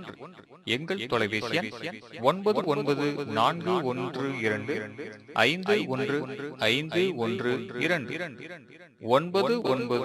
9941305030.